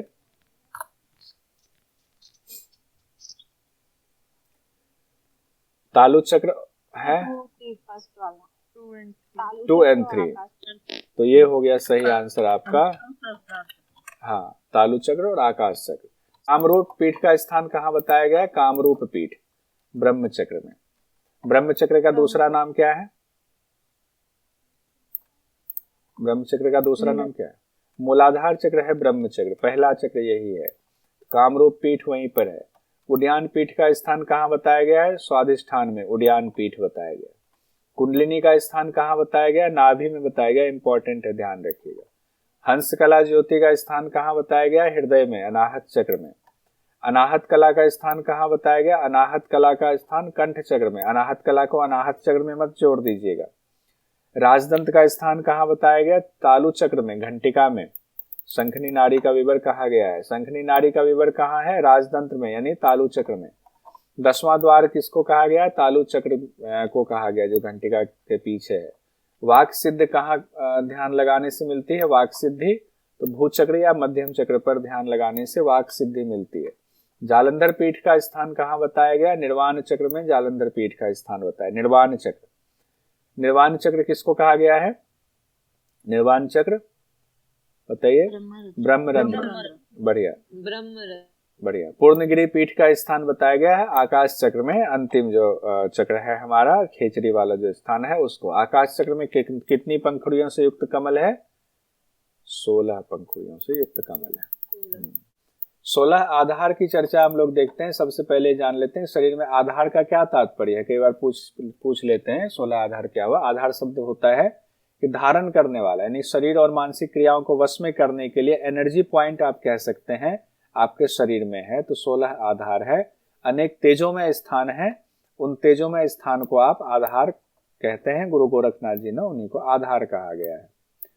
उसके बाद कहते हैं इसमें क्या है? पैर का अंगूठा, सीक्वेंस में देखते जाइए। पैर का अंगूठा, मूलाधार, गुदाद्वार, लिंग, ओडियान, नाभि, हृदय, कंठ, घंटिका, कंठ के बाद घंटिका, घंटिका चक्र पर आए थे ना, फिर उसको तालु, तालु के बाद जिह्वा, जिह्वा से फिर जो है भूमध्य पर गए, फिर नासिका पर आ गए, फिर नासिका मूल में चले गए, नासिका मूल से ललाट पे आ गए, फिर ब्रह्मरंध्र पर गए। तो इस तरह से हमने याद करवाया था, वो डिटेल वीडियो में होगा कि कैसे जो ध्यान करके याद करना है। पैर के अंगूठे से लेकर ब्रह्मरंध्र तक कैसे 16 आधार बताया गया है। एक बार फिर से देखिए।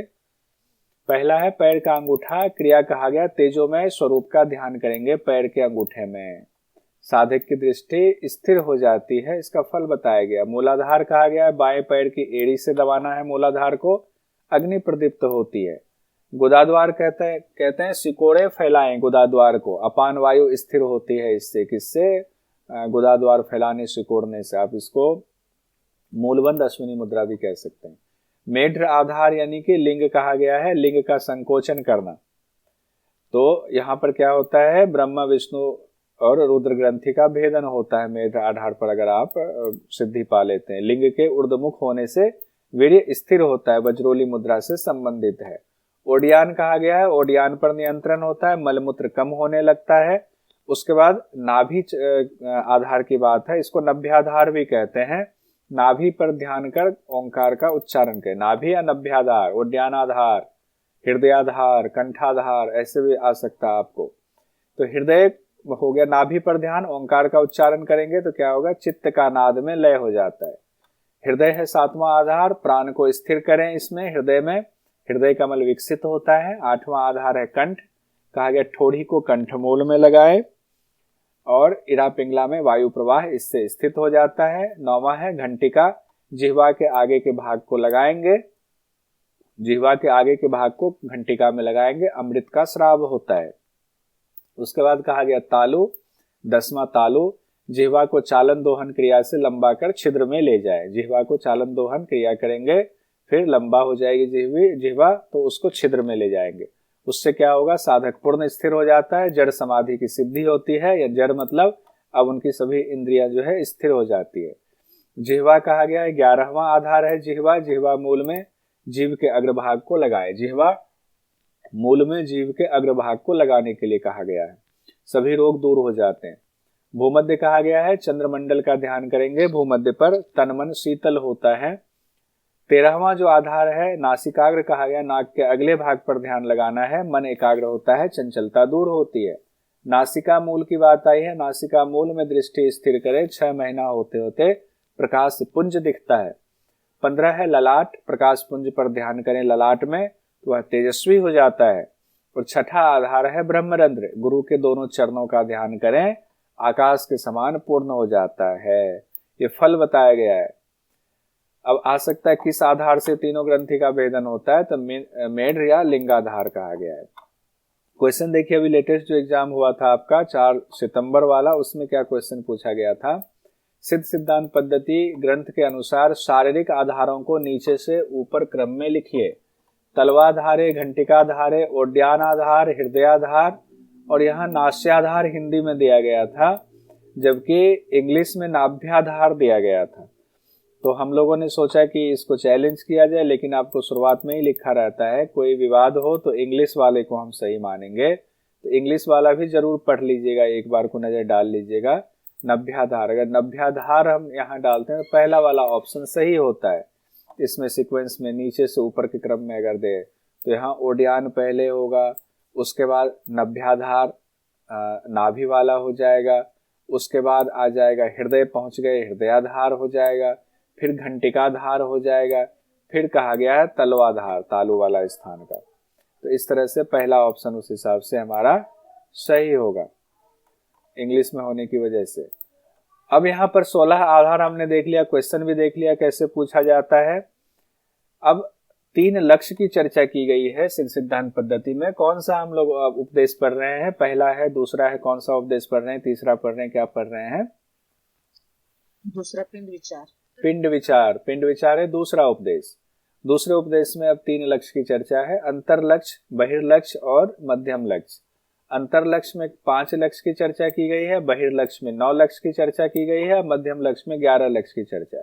हालांकि अलग अलग पुस्तक में ये चीजें घट बढ़ भी जाती हैं, तो उतना महत्व इसका एग्जाम की दृष्टि से नहीं रहेगा, लेकिन ये रहेगा त्रिलक्ष्य मतलब कौन कौन से नाम है, अंतर लक्ष्य, बहिर्लक्ष्य और मध्यम लक्ष्य, ये तो बताए ही गए।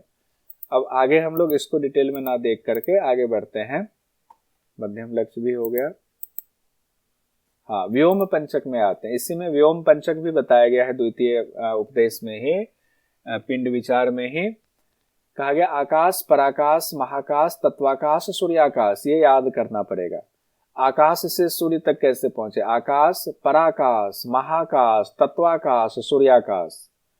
आकाश, पराकाश, महाकाश, तत्वाकाश, सूर्याकाश, ये 5 व्योम पंचक बताए। इसको व्योम पंचक कहा गया। सब तो व्योम ही है, आकाश की ही बात होती है, इसमें ध्यान करना है। इस ध्यान को भी देख लीजिएगा आप लोग डिटेल वाले में, इसको अब नहीं बताएंगे। कहा गया जो योगी 9 चक्रों को, 16 आधार को, 3 लक्ष्य को और 5 आकाश को नहीं जानता, वह सिर्फ नाम का योगी है। 9 चक्र हमने पढ़ लिया, 16 आधार देख लिया, 3 लक्ष्य के नाम देख लिए, 5 आकाश के नाम देख लिए।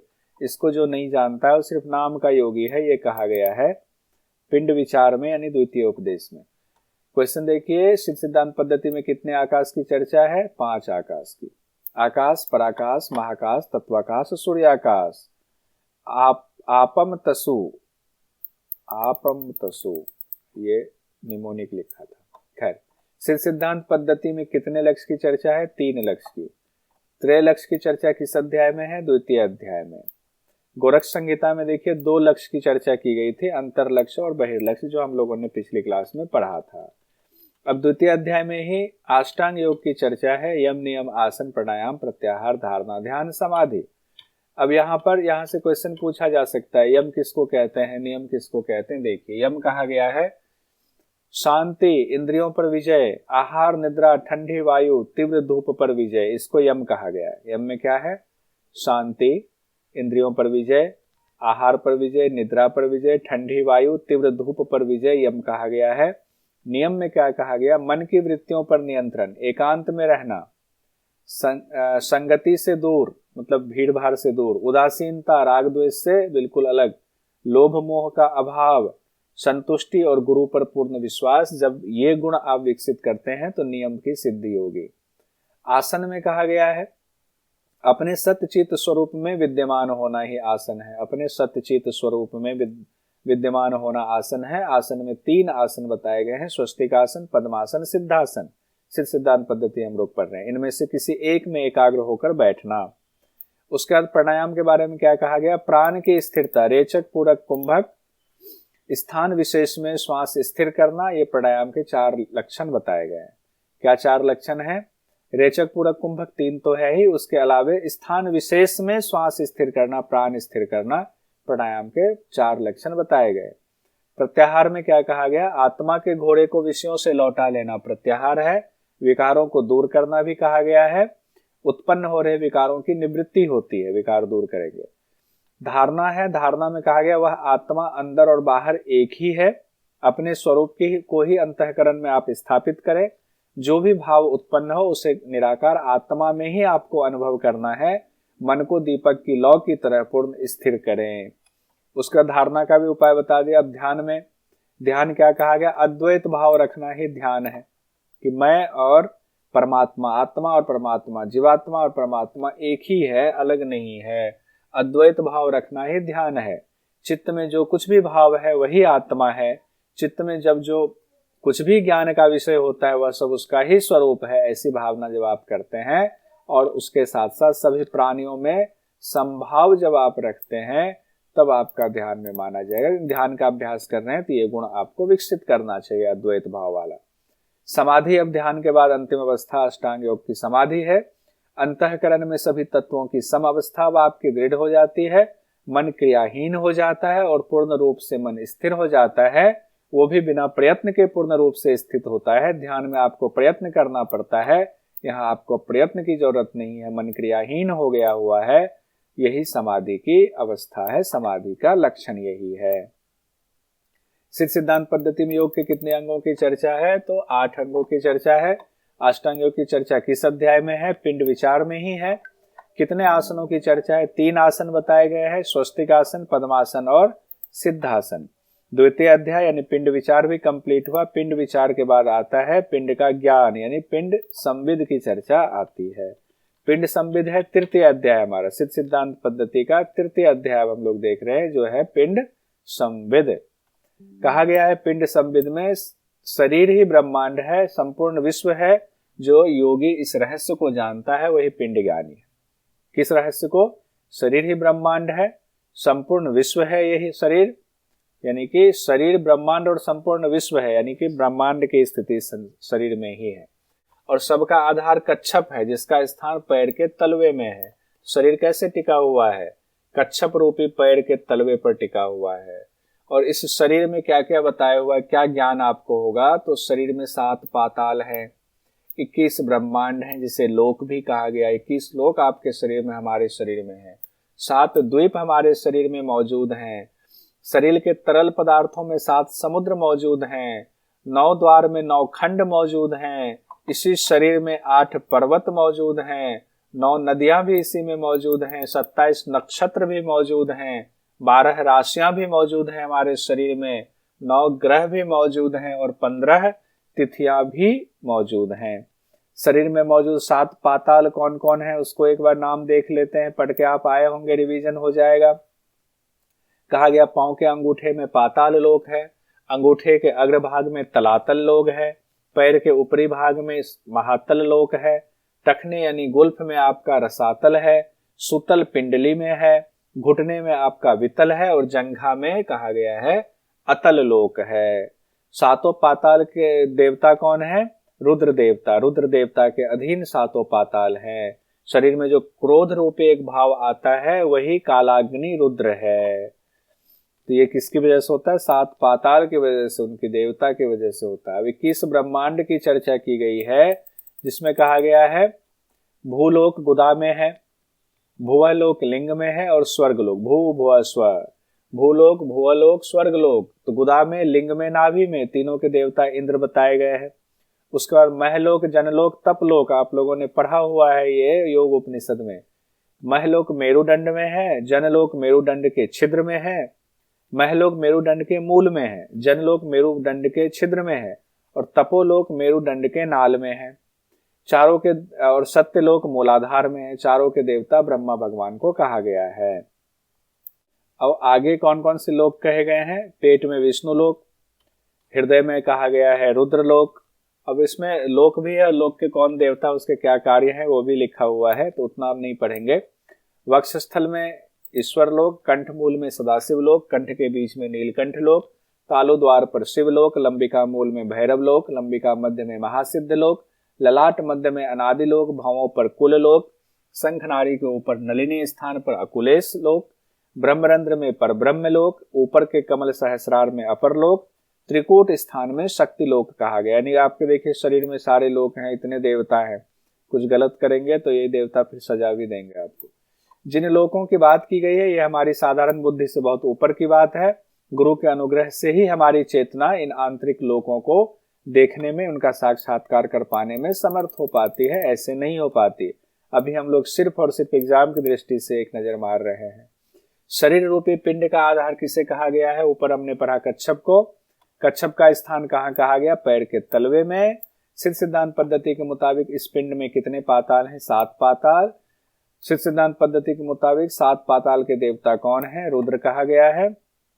कितने ब्रह्मांड की चर्चा? 21 ब्रह्मांड। भू भुव स्वलोक के देवता इंद्र हैं और मेरुदंड में जो 4 लोक की अवस्था बताई गई है उनके देवता ब्रह्मा भगवान को कहा गया है। अब हम लोग इसको छोड़ते हैं, वर्ण विचार की जरूरत नहीं है। द्वीप पर आते हैं। 7 द्वीप की चर्चा है। मज्जा में जम्बू द्वीप, हड्डियों में शाक द्वीप, शिराओं में सूक्ष्म द्वीप, त्वचा में क्रौंच द्वीप, आपके रोम में गोमय द्वीप है, नख में आपके श्वेत द्वीप कहा गया है, मांस में प्लक्ष द्वीप कहा गया है। मज्जा में जम्बू द्वीप, हड्डियों में शाक द्वीप, शिराओं में सूक्ष्म द्वीप, त्वचा में क्रौंच द्वीप, रोम में गोमय द्वीप, नख में श्वेत द्वीप, मांस में प्लक्ष द्वीप कहा गया है। 7 समुद्र भी बताया गया। कहाँ पे? जो समुद्र कौन से हैं? जो हमारे अंदर जो लिक्विड है उसको समुद्र कहा गया। मूत्र में क्षार समुद्र, आपके लार में क्षीर समुद्र, कफ में कहा गया दधी समुद्र, मेद में कहा गया है धृत समुद्र और वसा में कहा गया है मधु समुद्र, रक्त में कहा गया इक्षु समुद्र, वीर्य में कहा गया है अमृत समुद्र है। 9 खंड 9 द्वार कहा गया है कि 9 खंड 9 द्वार में अवस्थित हैं। तो 9 खंड देख लेते हैं। भारत खंड, कर्पूर खंड, काश्मीर खंड, श्रीखंड, शंख खंड, एकपाद खंड, गांधार खंड, कैकर्त खंड और महामेरु खंड। खंड का नाम एक बार मन में बिठा लीजिएगा। 4 बार 5 बार आंख बंद करके फिर पहले बोल लेंगे, फिर आंख बंद करके उसका मनन कर लेंगे तो हो जाएगा। 8 पर्वत कहा गया। मेरुदंड में सुमेरु पर्वत है, ब्रह्म कपाट में कैलाश पर्वत है, आपके पीठ पर ही हिमालय पर्वत है, बाएं कंधे पर मलय पर्वत है तो दाहिने कंधे पर मंदराचल पर्वत है, दाहिने कान में विंध्याचल पर्वत है तो बाएं कान में मैनाक पर्वत है और ललाट में श्री पर्वत है। सभी उंगलियों में उप पर्वत, छोटे छोटे पर्वत है। और 9 नदियों के बारे में सिद्ध सिद्धांत पद्धति में कहा गया है कि 9 नदियां कहाँ कौन सी हैं? पीनसा, गंगा, यमुना, चंद्रभागा, सरस्वती, विपाशा, शतरुद्रा, श्रीरात्रि, नर्मदा। ये 9 नदियां 9 नारियों में स्थित हैं। अन्य छोटी नदी नाले 72,000 नारियों में स्थित बताए गए। नक्षत्र, राशि, ग्रह, तिथियां ये भी बताया गया है। नक्षत्र 27, 12 राशियां, 9 ग्रह, 15 तिथियां, ये सब कहाँ पर स्थित कहा गया? घुमावदार जो नारियां हैं उसके कोष्ठक में स्थित हैं ये सब। अनेक ताराओं का समूह नाड़ियों में प्रवाहित होने वाले रक्त के वेग में स्थित है, उस गति में स्थित है। स्वर्ग नरक और बंधन मुक्ति के बारे में कहा गया। जो सुख का अनुभव है वह स्वर्ग है, जो दुख का अनुभव है वह नरक है, जो कर्म है वह बंधन है, जो निर्विकल्प है वही मुक्ति। यानी कि इसी जीवन में सब कुछ है, स्वर्ग नरक मुक्ति बंधन सब। आत्मस्वरूप का ज्ञान होने पर नींद में आत्म जागरण का अनुभव और शांति मिलती है। इस तरह परमात्मा प्रत्येक शरीर में वास करता है, यही पिंड का ज्ञान है। इस शरीर में कितने द्वीप हैं? 7 द्वीप। शरीर में कितने समुद्र हैं? 7 समुद्र। ये सब क्वेश्चन अब नहीं लेते हैं, तो बहुत लंबा हो जाएगा। आगे हम लोग बढ़ते हैं। चतुर्थ अध्याय हमारा पिंड आधार। पिंड ज्ञान भी हम लोगों ने देख लिया, पूरा ज्ञान ले लिया हम लोगों ने। अब हम देखते हैं चतुर्थ अध्याय में पिंड आधार, यानी पिंड आधार की चर्चा है। कुल अकुल का भेद बताया गया है, कुंडलिनी शक्ति की स्थिति और उसको कैसे जागृत करना ये बताया गया है। निजा शक्ति को सभी शरीरों की आधारभूत चेतना स्वरूप जागृत शक्ति कही गई है, यही आधार शक्ति है। पिंड आधार क्या है? निजा शक्ति, वही अनामा की निजा शक्ति कहा गया है। शिव की सृष्टि रचना की इच्छा ही निजा शक्ति है। प्रथम अध्याय में हम लोगों ने पढ़ा था। यहाँ कुल और अकुल कहा गया है। कुल का अर्थ है शक्ति, अकुल का अर्थ है शिव। तो शिव और शक्ति, कुल क्या हुए? शक्ति, अकुल क्या हुए? शिव। यानी अकुल शिव है तो शिव की शक्ति यानी सृष्टि ही कुल है। कितने कुल हो गए? उस कुल और अकुल की चर्चा। अकुल शिव हो गए, उनका जब शिव रूप में है तो कोई कुल नहीं, लेकिन जब वो विस्तृत हो गए, फैल गए ब्रह्मांड रूप में, तब उनकी जो जितनी सृष्टि हम लोग सहित सब कुछ कुल की श्रेणी में आ गया। अरे आप लोगों ने बताया नहीं, फॉन्ट साइज छोटा हो रहा था, ऐसे में बता दिया कीजिए।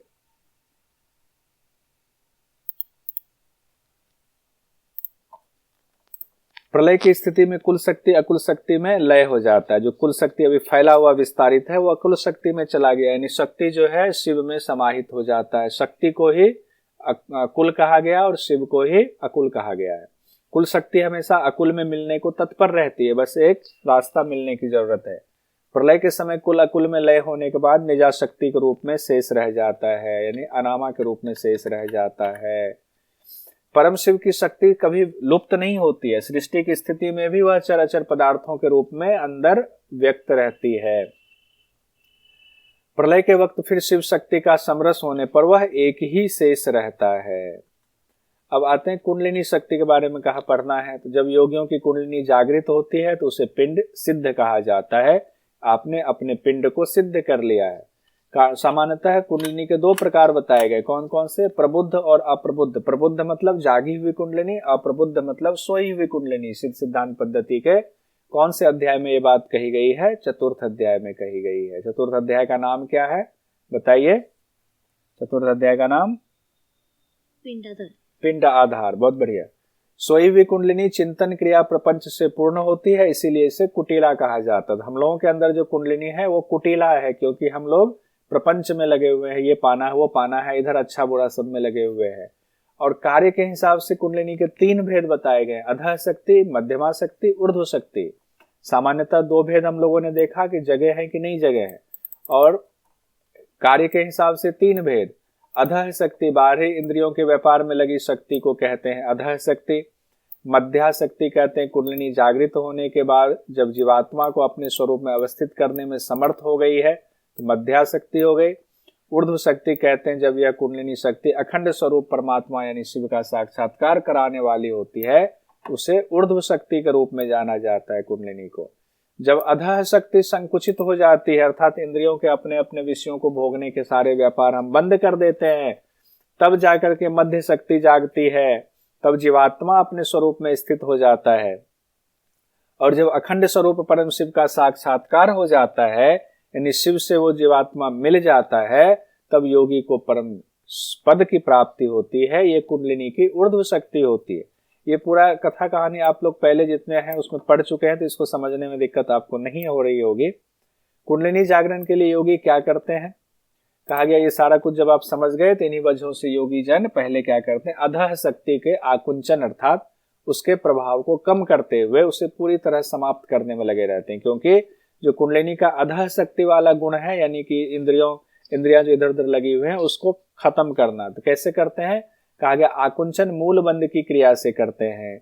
कुंडलिनी शक्ति के प्रसार से सृष्टि की रचना होती है। कुंडलिनी शक्ति का प्रसार होगा तो सृष्टि की रचना होगी, और जब संकोचन होगा तो सृष्टि अपने कारण में लय होती है।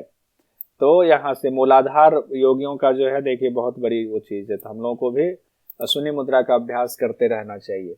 यानी मूल में कुंडलिनी है, इसलिए कुंडलिनी शक्ति को ही मूल भी कहते हैं, और सभी सिद्ध मूलाधार की साधना में लगे रहते हैं, उन्हीं को जगाने। कुंडलिनी का अनुभव कैसे होता है? स्थूल रूप से, सूक्ष्म रूप से देखिए। स्थूल रूप से कैसे होता है?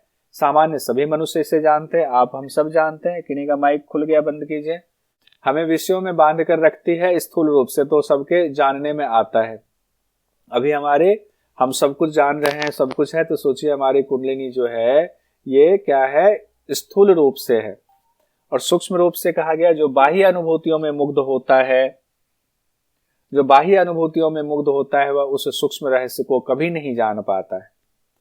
उस सूक्ष्म रहस्य को जानने के लिए आपको बाह्य अनुभूति को छोड़ना पड़ेगा। गुरु गोरखनाथ कहते हैं इसीलिए योग साधकों को गुरुमुख से ही ज्ञान लेना चाहिए। उस शक्ति, कुंडलिनी शक्ति को जगाने की विधि गुरुमुख से ही जाननी चाहिए।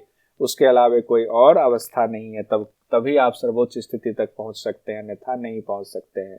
योगी कुंडलिनी को जागृत करके क्या करता है? ऊपर तक ले जाते हैं और परम शिव का सानिध्य प्राप्त करते हैं। यही परम पद है।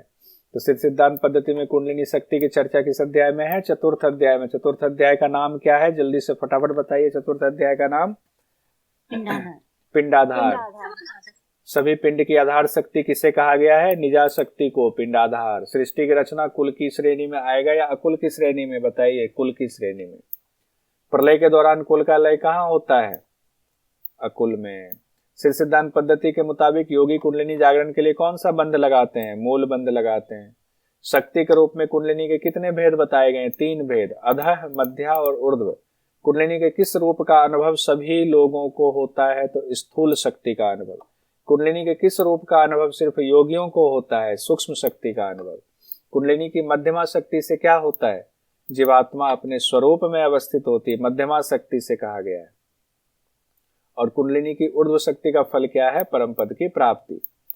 अब हम लोगों ने देख लिया, तो अब दोनों को मिलाना है ना, जीवात्मा को परमात्मा से। तो पिंड और परम पद का अब समरस भाव देखते हैं। तो समरस भाव कहा गया है, 5वां हमारा है। 5वां उपदेश क्या है? समरस भाव। तो 5वें उपदेश में कहा गया गुरु की कृपा से परम पद की प्राप्ति होती। ऊपर भी ये चर्चा आई थी गुरु की महत्ता। तो सिद्ध योगी की वेशभूषा कैसी होनी चाहिए ये भी बताया गया है इसमें समरस में। सिद्धियों की प्राप्ति कैसे होती है बताया गया है। 12 साल की साधना का महत्व बताया गया है। गुरु परंपरा जो 5 तरीके से है वो बताया गया है 5वें अध्याय में। पिंड समरस में और पंच महाभूत की चर्चा है, उसके गुण और देवता की चर्चा है। एक योगी के क्या कर्तव्य है, गुरु के भी क्या लक्षण होने चाहिए ये भी बताया गया है। योग की 5 अवस्थाएं, स्थूल, सूक्ष्म, कारण, तुरीय, तुरीयतीत, ये भी बताया गया है। तो हम लोग आगे बढ़ते हैं। कहते हैं गुरु गोरखनाथ कहते हैं सिद्ध योगी को चाहिए कि अपने पिंड यानी अपने शरीर की रचना को पहले क्रम से जानिए और फिर आप क्या करेंगे, परम पद यानी शिव के साथ आप एकता स्थापित कीजिए। और ये सब कैसे होगा? गुरु के बिना नहीं होगा। बीच में ही रखना पड़ेगा क्योंकि ये सीक्वेंस खराब हो रहा है, ऐसे ही रखते हैं। उसके बाद कहते हैं उस परम पद को मन बुद्धि से नहीं जाना जा सकता है, वाणी से भी उसका वर्णन नहीं किया जा सकता है वो परम पद पर जाने पर कैसा होता है। उसे सिर्फ आप जब करेंगे तो आपकी अनुभूति जो होगी उसी से जान सकते हैं, और वो भी अनुभूति तक पहुंचने के लिए योग मार्ग का सहारा लेना पड़ेगा। बाकी सभी मार्ग पाखंड का मार्ग है। जब योगी समरसता की कोशिश करता है तो क्या क्या होता है, एक आवेश उत्पन्न होता है, एक उत्तेजना होता है। उस आवेश की वजह से शिव के साथ एकता की विशेष अनुभूति होती है। कहा गया अपूर्व प्रकाश की अनुभूति होती है। परपिंड और स्वपिंड का द्वैत भाव तब मिट जाता है परम पद को जब प्राप्त कर लेता है। तो अब महायोगी सिद्धि क्यों चाहते हैं? कहते हैं सिद्धि के बाद उनको परम आनंद की प्राप्ति होती है, सुख दुख मिट जाता है, इसलिए चाहते हैं। पिंड सिद्धि के बाद योगी की वेशभूषा कैसी होती है ये भी पूछा जाता है। शंख और मुद्रा को धारण करना चाहिए, केश दाढ़ी मूछ धारण करना चाहिए, अमरी पान करना चाहिए, सोमरस का पान करना चाहिए। इसका मतलब ये नहीं है कि वो सोमरस जो इस यही सब पढ़ के तो इसका गलत अर्थ लगा लिया गया कि सोमरस का पान करना चाहिए, केस दाढ़ी बढ़ा लीजिए और बन जाइए डमरू लेकर के, हम तो भगवान शिव हो गए और हम सोमरस का पान करेंगे। गलत है। अम्रीपान आप लोग इतना पढ़ चुके हैं, आपको पता है हमारे शरीर के अंदर अमृत है, उसका पान करना चाहिए। पसीना आए तो शरीर पर मलना चाहिए, जनसमूह से दूर एकांत में रहना चाहिए, योग्य शिष्यों को दीक्षा देनी चाहिए, संध्या कालों में मंत्र जप करना चाहिए, भैरव की पूजा करनी चाहिए, कोपीन पहनना चाहिए, खरों पहनना चाहिए, कंबल छतरी बेत का दंड धारण करना चाहिए, एक जलपात्र रखना चाहिए, भस्म से 3 रेखाओं वाला तिलक लगाना चाहिए यानी त्रिपुंड लगाना चाहिए सिर पर, और गुरु की वंदना भी करनी चाहिए। तो सबसे महत्वपूर्ण है। उसके बाद कहा गया है कि वेश धारण आप कब करेंगे, जब वो स्थिति को प्राप्त करेंगे तब।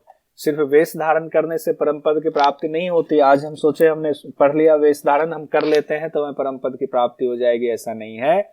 वह सिर्फ योगी का परिचय कराता है, वेश धारण का बाकी कोई लाभ कोई अर्थ नहीं है। गुरु की विशेषता बताई गई, कहते हैं पिंड सिद्धि हो जाने पर सभी सिद्धियां मिल जाती हैं, जिन्हें अनुभव कर लेने पर पूरा विश्व सिद्ध हो जाता है, सिद्धियां स्वयं प्राप्त हो जाती हैं। गुरु कृपा के बिना सिद्धियां मिल ही नहीं सकती है, ये ध्यान रखिएगा। वेदांत में उपनिषद में ये सब सुनेंगे तो परमपद की प्राप्ति नहीं होगी, यानी कि वेद उपनिषद सुन लिया तो परमपद मिल गया, ऐसा नहीं है। मैं ब्रह्म हूं, ऐसे महावाक्यों को समझने से भी उस रहस्य को नहीं जाना जा सकता है। सोहम अजपा से भी उसे नहीं जाना जा सकता है, उसे सिर्फ गुरु की कृपा से ही जाना जा सकता है। अब योगी की विशेषता बताई जा रही है। योगी पूर्ण स्वतंत्र होता है, उस पर कोई अब बाह्य नियंत्रण नहीं होता है, वह स्वयं लीलावश कार्य करता है, वह अजर अमर होता है, दैत्य देवता भी उसे नहीं मार सकते हैं, उसकी क्रियाएं भैरव की क्रिया के समान हो जाती हैं। तो सबके अंदर लालसा जग रही है कि नहीं हमें योगी होना चाहिए, गुरु ढूंढना चाहिए। गुरु की कृपा से 12 वर्षों में कैसे सिद्धि मिलती। बहुत सारे लोग अभी क्लास में हैं जिन्होंने गुरु ढूंढ भी लिया है, और गुरु के हिसाब से पूरी तरह अगर आप कार्य नहीं कर पा रहे तो कीजिए। अब देखिए गुरु की कृपा से 12 साल में कैसे सिद्धि मिलती वो बताया गया है। पहले साल में कहा गया है सभी रोगों से मुक्ति की सिद्धि पा लेता और सबका प्रिय हो जाता है। दूसरे साल में कहा गया वेद शास्त्रों के रहस्य का वक्ता हो जाता है। तीसरे साल में सिद्धि जब आपको अभ्यास करेंगे गुरु के हिसाब से तो शरीर दिव्य हो जाता है, हिंसक जंतु भी कष्ट नहीं दे सकते।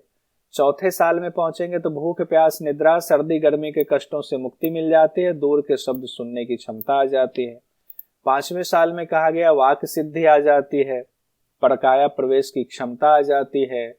6ठे साल में कहा गया शस्त्र भी नहीं काट सकते इतनी सिद्धि आ जाती है, वज्रपात का भी कोई असर नहीं होता है।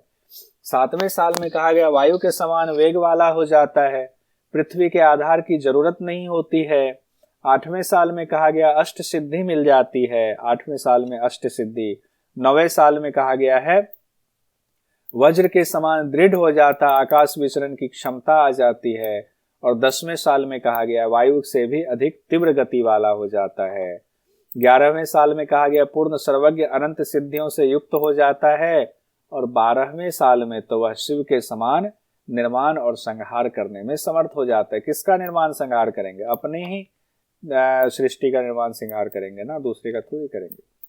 अब इस तरह से गुरु के प्रभाव से वह सिद्ध योगी 12 वर्षों में अत्यंत अलौकिक शक्तियों से युक्त होकर तीनों लोकों में भैरव के समान पूजा जाता है। यहाँ हमारा ये वाला कंप्लीट हुआ 12 साल वाला। उसके बाद गुरुकुल की 5 परंपरा का जिक्र कहाँ पर है? 5वें अध्याय में। 5वें अध्याय का नाम क्या है बताइए? 5वें अध्याय का नाम जल्दी से बताइए। समरसता। समरस भाव, तो पिंड समरसता की बात की गई है। उसमें गुरुकुल की 5 परंपरा बताई गई है, क्योंकि समरस कर रहे हैं ना जीवात्मा परमात्मा को। आईनाथ की परंपरा है, बिलेश्वर की परंपरा है, विभूति परंपरा है, नाथ परंपरा है और योगीश्वर परंपरा है। गुरु के हिसाब से गुरुकुल है ये 5, उनकी परंपरा उनके नियम बताए गए हैं। सभी गुरुओं की परंपराएं अलग अलग हैं, उनकी विशेषताएं भी अलग अलग है। अनेक गुरु परंपराओं के कुछ लोग आत्मज्ञान से परिचित नहीं है, सिर्फ वेश धारण किए हुए हैं, योग का व्यापार कर रहे हैं। खैर इस पे नहीं जाते हैं, इसको आगे बढ़ते हैं। ये भी कहा गया है, ऐसा नहीं है। अब आगे क्या है? एक सेकंड, लंबा गैप क्यों आ गया? हाँ, पंच महाभूत को 5 संतान बताया, ये इंपॉर्टेंट है, इसको देख लीजिए परीक्षा की दृष्टि से। तो पंच महाभूत है, उसको पंच संतान बताया गया, 5 संतान। 5 महाभूत कौन से? पृथ्वी, जल, अग्नि, वायु और आकाश। इस सीक्वेंस में उल्टे क्रम में ले लेंगे, पृथ्वी, जल, अग्नि, वायु और आकाश। इसके 5 गुण हैं, 5 देवता और योग की 5 अवस्था इसमें बताई गई है। पंच महाभूत को ही 5 संतान कहा गया है। पृथ्वी का क्या गुण है? कठिनता। जल का गुण गीलापन। अग्नि का गुण प्रकाश या उष्णता। वायु का गुण गति। आकाश का गुण स्थिरता। ये सब जानते हैं। पृथ्वी के देवता ब्रह्मा, देवता वही है, ब्रह्मा, विष्णु, रुद्र, ईश्वर, सदाशिव, पहले से जानते हैं आप। योग की 5 अवस्था जो होती है इसी से संबंधित है, स्थूल, सूक्ष्म, कारण, तुर्य, तुर्यातीत। ये भी आप लोगों ने उपनिषद में पहले पढ़ा हुआ है। अब देखते हैं योगी का क्या कर्तव्य होता है। कहते हैं कि गुरु की सेवा करते हुए परम पद को प्राप्त करें। आप जो योगी हैं तो आपका यही कर्तव्य है। स्वयं के पिंड और परम पिंड में समरसता स्थापित करना आपका कर्तव्य है। जिन्होंने समरसता स्थापित कर लिया है उनके लिए कोई विधि विधान अब नहीं है, कोई नियम कानून अब नहीं है, उनके लिए वर्ण व्यवस्था के नियम अब नहीं है। शौच अशौच का भी कोई महत्व उनके लिए नहीं रह जाता है। शौच अशौच होता है ना, अशौच हो गए, अछूत हो गए। कहते हैं हमारे यहाँ किसी की मृत्यु हो गई तो हम अशौच हो गए। अब जब तक शुद्धि क्रिया पूरी संपन्न नहीं होगी वेद शास्त्र के मुताबिक तब तक हमें शुद्धि क्रिया नहीं मिलेगी। यहीं पर गुरु के भी लक्षण बताए गए हैं। कहते हैं जो केवल उपदेश मात्र से, दृष्टि डालने भर से शिष्यों के कष्ट दूर कर दे वो गुरु हैं। परम पद का प्रकाशन कर 8 प्रकार के कष्ट से मुक्ति दे दे वो गुरु हैं। अपने शिष्य को पूर्ण आनंद प्रदान कर दे वही उत्तम गुरु हैं। जो स्पर्श मात्र से परम पद प्रदान कर दें उस गुरु को सादर प्रणाम है। आगे देखिए क्या कहा गया है समरस भाव में कि सदगुरु जिस शिष्य का पूर्ण निर्माण करता है वह केवल शिष्य ही भव सागर से पार नहीं होता है बल्कि उस शिष्य के की कई पीढ़ियां भी, उनका भी उद्धार हो जाता है। इसलिए गुरु तीनों कालों में वंदना करने योग्य है। उनकी वंदना तीनों कालों में करना चाहिए। सिद्ध सिद्धांत पद्धति में गुरु परंपरा कितनी है? 5। पिंड सिद्ध योगी को क्या क्या करना चाहिए ये भी ध्यान कर लीजिएगा। तो कोपिन पहनना चाहिए, विष्णु की पूजा करनी चाहिए, अम्रिपान करना चाहिए, भैरव की पूजा करनी चाहिए। कौन कौन सा इसमें होगा? कोपिन पहनना चाहिए, अम्रिपान करना चाहिए और भैरव की पूजा करना चाहिए। सेकंड नहीं होगा, बाकी तीनों होंगे। 1 3 4 1 3 4 ठीक है, बढ़िया। हाँ ये ऊपर आया तो था 1 3 4 डी वाला ऑप्शन होगा, ठीक है। योगी के अंदर परकाया प्रवेश की क्षमता कितने वर्ष में आ जाती है? बोलते जाइए आप लोग, देख के बोल लीजिए, कोई बात नहीं। 5वें वर्ष। भूख प्यास निद्रा सर्दी गर्मी के कष्टों से मुक्ति कितने साल में मिलती है? 4 साल। योगी को अष्ट सिद्धि कितने साल में मिलती है? ये आसान है। 8वें साल। निर्वाण संहार की क्षमता कितने साल में आ जाती है? 12वें साल में। ये 5 सवाल छोड़ देते हैं क्योंकि आपको पता ही है ब्रह्मा विष्णु रुद्र ईश्वर सदाशिव कितनी बार, कम से कम 100 बार भी आप इसका अभ्यास कर चुके होंगे। सिद्ध सिद्धांत पद्धति में योग की कितनी अवस्था बताई गई है? 5 अवस्था। योग की अंतिम अवस्था का नाम क्या है? तुर्यातीत। और प्रथम अवस्था स्थूल हुआ, तो वो हाँ, तो 5वां अवस्था अब आपको ध्यान में आ ही गया होगा। उससे ये बस कर लिया। लास्ट उपदेश में पहुंचे सिद्ध सिद्धांत पद्धति के, ये है 6ठ उपदेश, 6ठा उपदेश। अवधूत योगी के लक्षण कहा गया और यहाँ से क्वेश्चन पूछा जाता है अवधूत योगी कौन है? कहा गया जो देह और देह संबंधी प्रपंचों के विषय में लगे हुए मन को वश में करके उनसे हटा करके सभी चीजों से मूल स्थान यानी परम तत्व शिव में लीन हो जाते हैं, वही अवधूत योगी है। तो अवधूत योगी हमेशा परम तत्व शिव में लीन होते हैं। इतना ही नहीं, जो अविद्या आदि 5 क्लेश रूपी बंधनों को काटकर उससे मुक्त हो जाते हैं उसे ही अवधूत योगी कहते हैं।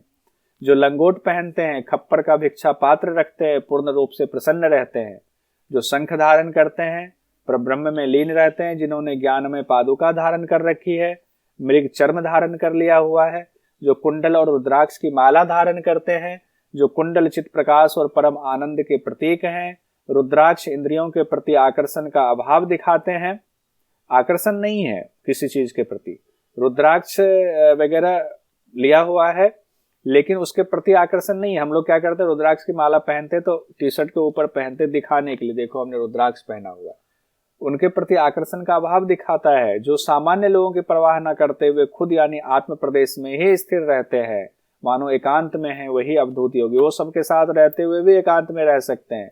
जो सोम रस का निरंतर पान करते हैं वही अवधूत योगी हैं।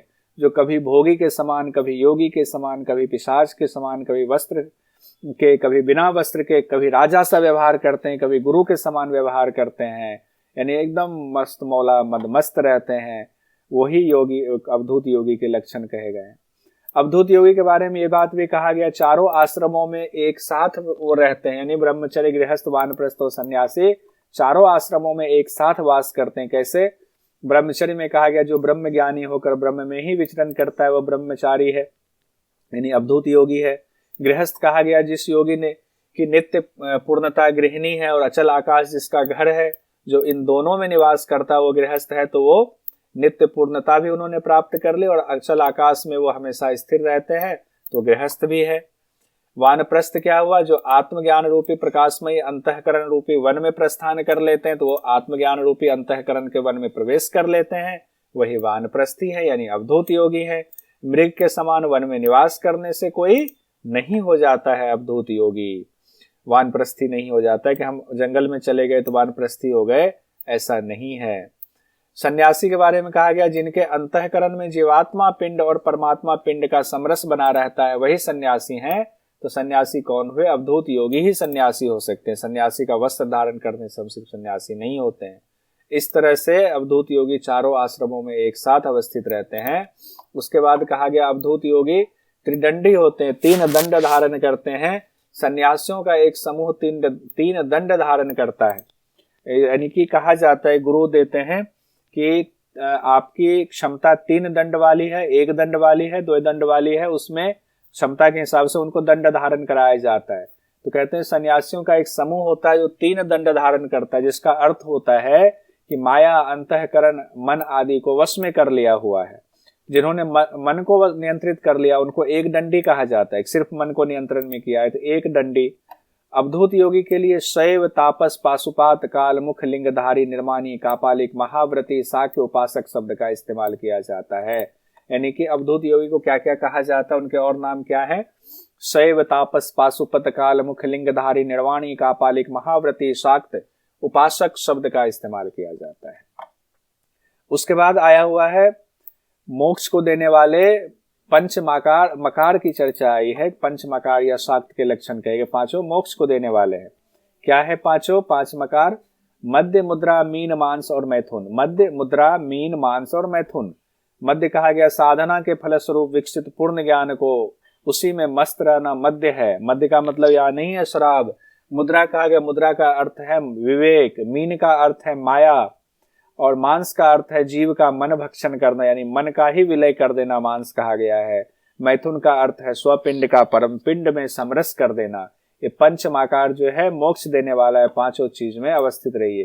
कहीं से किसी ने पढ़ लिया होगा कि मदिरा पान करने से होता है, तो बहुत सारे लोग जाते हैं शिव के द्वार और भोगते हुए जाते हैं, सोचते हैं हमें मोक्ष मिल जाएगा। ये गलत है। देखिए किस तरीके से उसकी विवेचना गलत हो रही है, व्यवहार में लोग अपना रहे हैं। उपासकों के प्रकार बताए गए हैं। वैष्णव, भागवत, भेदवादी, 5 रात्रिक, सदाजीवी, सात्विक, सूक्ष्म सात्विक, सत्यवादी, कलंकी, छपनक उपासक, सिद्ध और योगी राट, ये उपासकों के प्रकार बताए गए हैं। और इनका अर्थ हम अभी नहीं देखेंगे, विस्तृत वाले वीडियो में ये सब बताया हुआ है कि किसका क्या अर्थ है। सद्गुरु कौन है?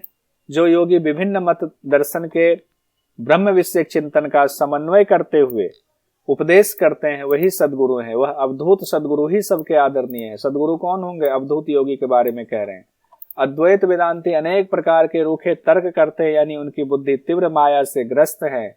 वैशेषिक दर्शन को मुख्य मानने वालों की बुद्धि द्वैतवाद के चक्कर में फंसा रहता है, यह कहा गया है। कुछ दार्शनिक भेदभाव में परेशान हैं। इस तरह के लोग वास्तविक तत्व ज्ञान से वंचित रहते हैं। इसीलिए सहारा किनका लेना चाहिए? सद्गुरु का सहारा लीजिए। ज्ञान सिद्ध किताबों में पढ़ के किसी बहस में मत पड़िए। अज्ञानी लोग दुख का भार ढो रहे हैं। यज्ञ आदि करने वाले, व्रत करने वाले, तपस्या करने वाले, स्वर्ग की कामना से तीर्थ करने वाले, मंत्र जप करने वाले, स्थायी मौन रखने वाले, ये सतपथ जो असली पथ है उससे वंचित है। तो देखिए कि आप कहीं इनमें से किसी का सहारा तो नहीं ले रहे हैं। सतपथ से हम आप वंचित तो नहीं है कहीं, ध्यान कीजिए। जो साधक रेचक पूरक कुंभक द्वारा नारी शोधन करके हृदय कमल में चित्त को पूर्ण रूप से स्थित कर लेते हैं, समाधि में स्थित हो जाते हैं, उसके अंदर ओंकार रूप ज्योति स्वरूप आज्ञा चक्र में अनादि अनंत परमेश्वर का दर्शन करते हैं, उन्हें भी परम शिव पद प्राप्त नहीं होता है। उसके बाद कहते हैं चक्र ध्यान करने वाले साधकों को भी मोक्ष नहीं मिलता है। अब आप कहेंगे ये सब तो अच्छा है, इसमें तो कहा गया परम पद की प्राप्ति होनी चाहिए, लेकिन यहाँ इसलिए कहा गया कि आप ये सब कर लेंगे, जब तक गुरु का ज्ञान नहीं होगा तब तक आपको प्राप्ति नहीं होगी। और गुरु जो है वो सदगुरु आपको मिलना ही चाहिए। क्योंकि देखिए इसमें मैं ये कहना चाहूंगा, एक नाम कौन थे व्यास जी के पुत्र, नाम क्या है अभी ध्यान से उतर रहा है, क्या व्यास जी के पुत्र का नाम सुखदेव जी। हाँ, तो सुखदेव जी को तो सब कुछ प्राप्त था, सारी स्थिति ऐसी थी, लेकिन फिर भी उनको जो है अज्ञान थोड़ा सा था, तभी वो पूछ रहे थे इन्हीं से सवाल, उनसे सवाल कभी अपने पिता से। फिर जनक जी के पास गए, जब जनक जी को गुरु मान लिया तब उनको परम शिव पद की प्राप्ति हो गई थी। कहते हैं चक्र ध्यान करने वाले साधकों को भी मोक्ष नहीं मिलता है। चक्र ध्यान करने से सिर्फ नहीं मिलेगा, कुंडलिनी जागरण कर लेने वाले को भी, वज्रोली मुद्रा से बिंदु को खींच लेने वाले को भी मोक्ष नहीं मिलता है। खेचरी मुद्रा के द्वारा अमृत पान करने वाले योगी को भी प्राप्त नहीं होता है। सिद्धियां मिल रही हैं, सिद्धियां मिलेंगी, परमपद प्राप्ति नहीं मिलेगी। शक्ति चालनी मुद्रा से कुंडलिनी जागृत कर उसे सहस्रार्थ तक ले जाते हैं, उन्हें भी मोक्ष प्राप्त नहीं होता है। तो कैसे होता है? सिर्फ सदगुरु के बताए रास्ते पर चलकर ही परम पद को प्राप्त किया जा सकता है। उसके बाद देखिए, कहते हैं सिद्ध संप्रदायों की साधना विधि सिद्ध विधि है, इस मार्ग से साधना करने पर तत्काल फल प्राप्ति हेतु विश्वास उत्पन्न होने लगता है, यह हमेशा आनंद देने वाला है। अब कहा गया सिद्ध सिद्धांत पद्धति का ज्ञान किनको दें, गुरु किनको ज्ञान देंगे? कहते हैं सिर्फ अपने शिष्य को ज्ञान देना चाहिए, अन्य किसी को नहीं। यदि जन सामान्य सामने हो तो शिष्य को उनके सामने शिक्षा ना दें। किसी को स्नेहवश, डर के भय से, लोभ में पड़ करके, मित्रता में शास्त्र का उपदेश ना करे। अपने पुत्र को भी तभी इसका उपदेश दें जब वह शिष्य बन जाए। तो पुत्र और शिष्य को कहा गया, लेकिन जब शिष्य बन जाए तब तो एक ही है, एक लाइन में शिष्य हो तभी। जो दयालु, उसके अंदर दयालुता का गुण होना चाहिए, वो स्थिर चित्त वाला होना चाहिए, घृणा लज्जा लालच से परे होना चाहिए, ईर्ष्या अभिमान छल से पूर्णतया रहित होना चाहिए। उनको ही शिष्य बनाए, उनको ही ये ज्ञान देना चाहिए। दूसरों की जो निंदा करने वाले हो, दुराचारी हो, गुरु पत्नी के साथ सोने वाले हो, दुष्ट हो, जिन्हें निद्रा और झगड़ा प्रिय है, ऐसे लोगों को सिद्ध सिद्धांत पद्धति का उपदेश नहीं करना चाहिए। सिद्धों के सिद्धांत को दुष्ट जनों से छिपा कर रखना चाहिए। जो इस विद्या की रक्षा नहीं करता है, जिस किसी को भी इसका ज्ञान देता रहता है, उसके सिर पर भूचरी, खेचरी, शाकनी, निशाचरी देवियों और सिद्ध भैरवों का साप लगता है। जब गुरु ने आपको ज्ञान दे दिया तो यही नहीं, उसको बघाड़ते रहिए, इतना आपको पाप लगेगा। अतः यत्न पूर्वक इस ज्ञान की रक्षा करनी चाहिए। जो व्यक्ति भक्ति पूर्वक आदिनाथ भगवान को प्रणाम करके सिद्ध सिद्धांत पद्धति को लिखकर पढ़ता है, वह परम गति मोक्ष को प्राप्त करता है।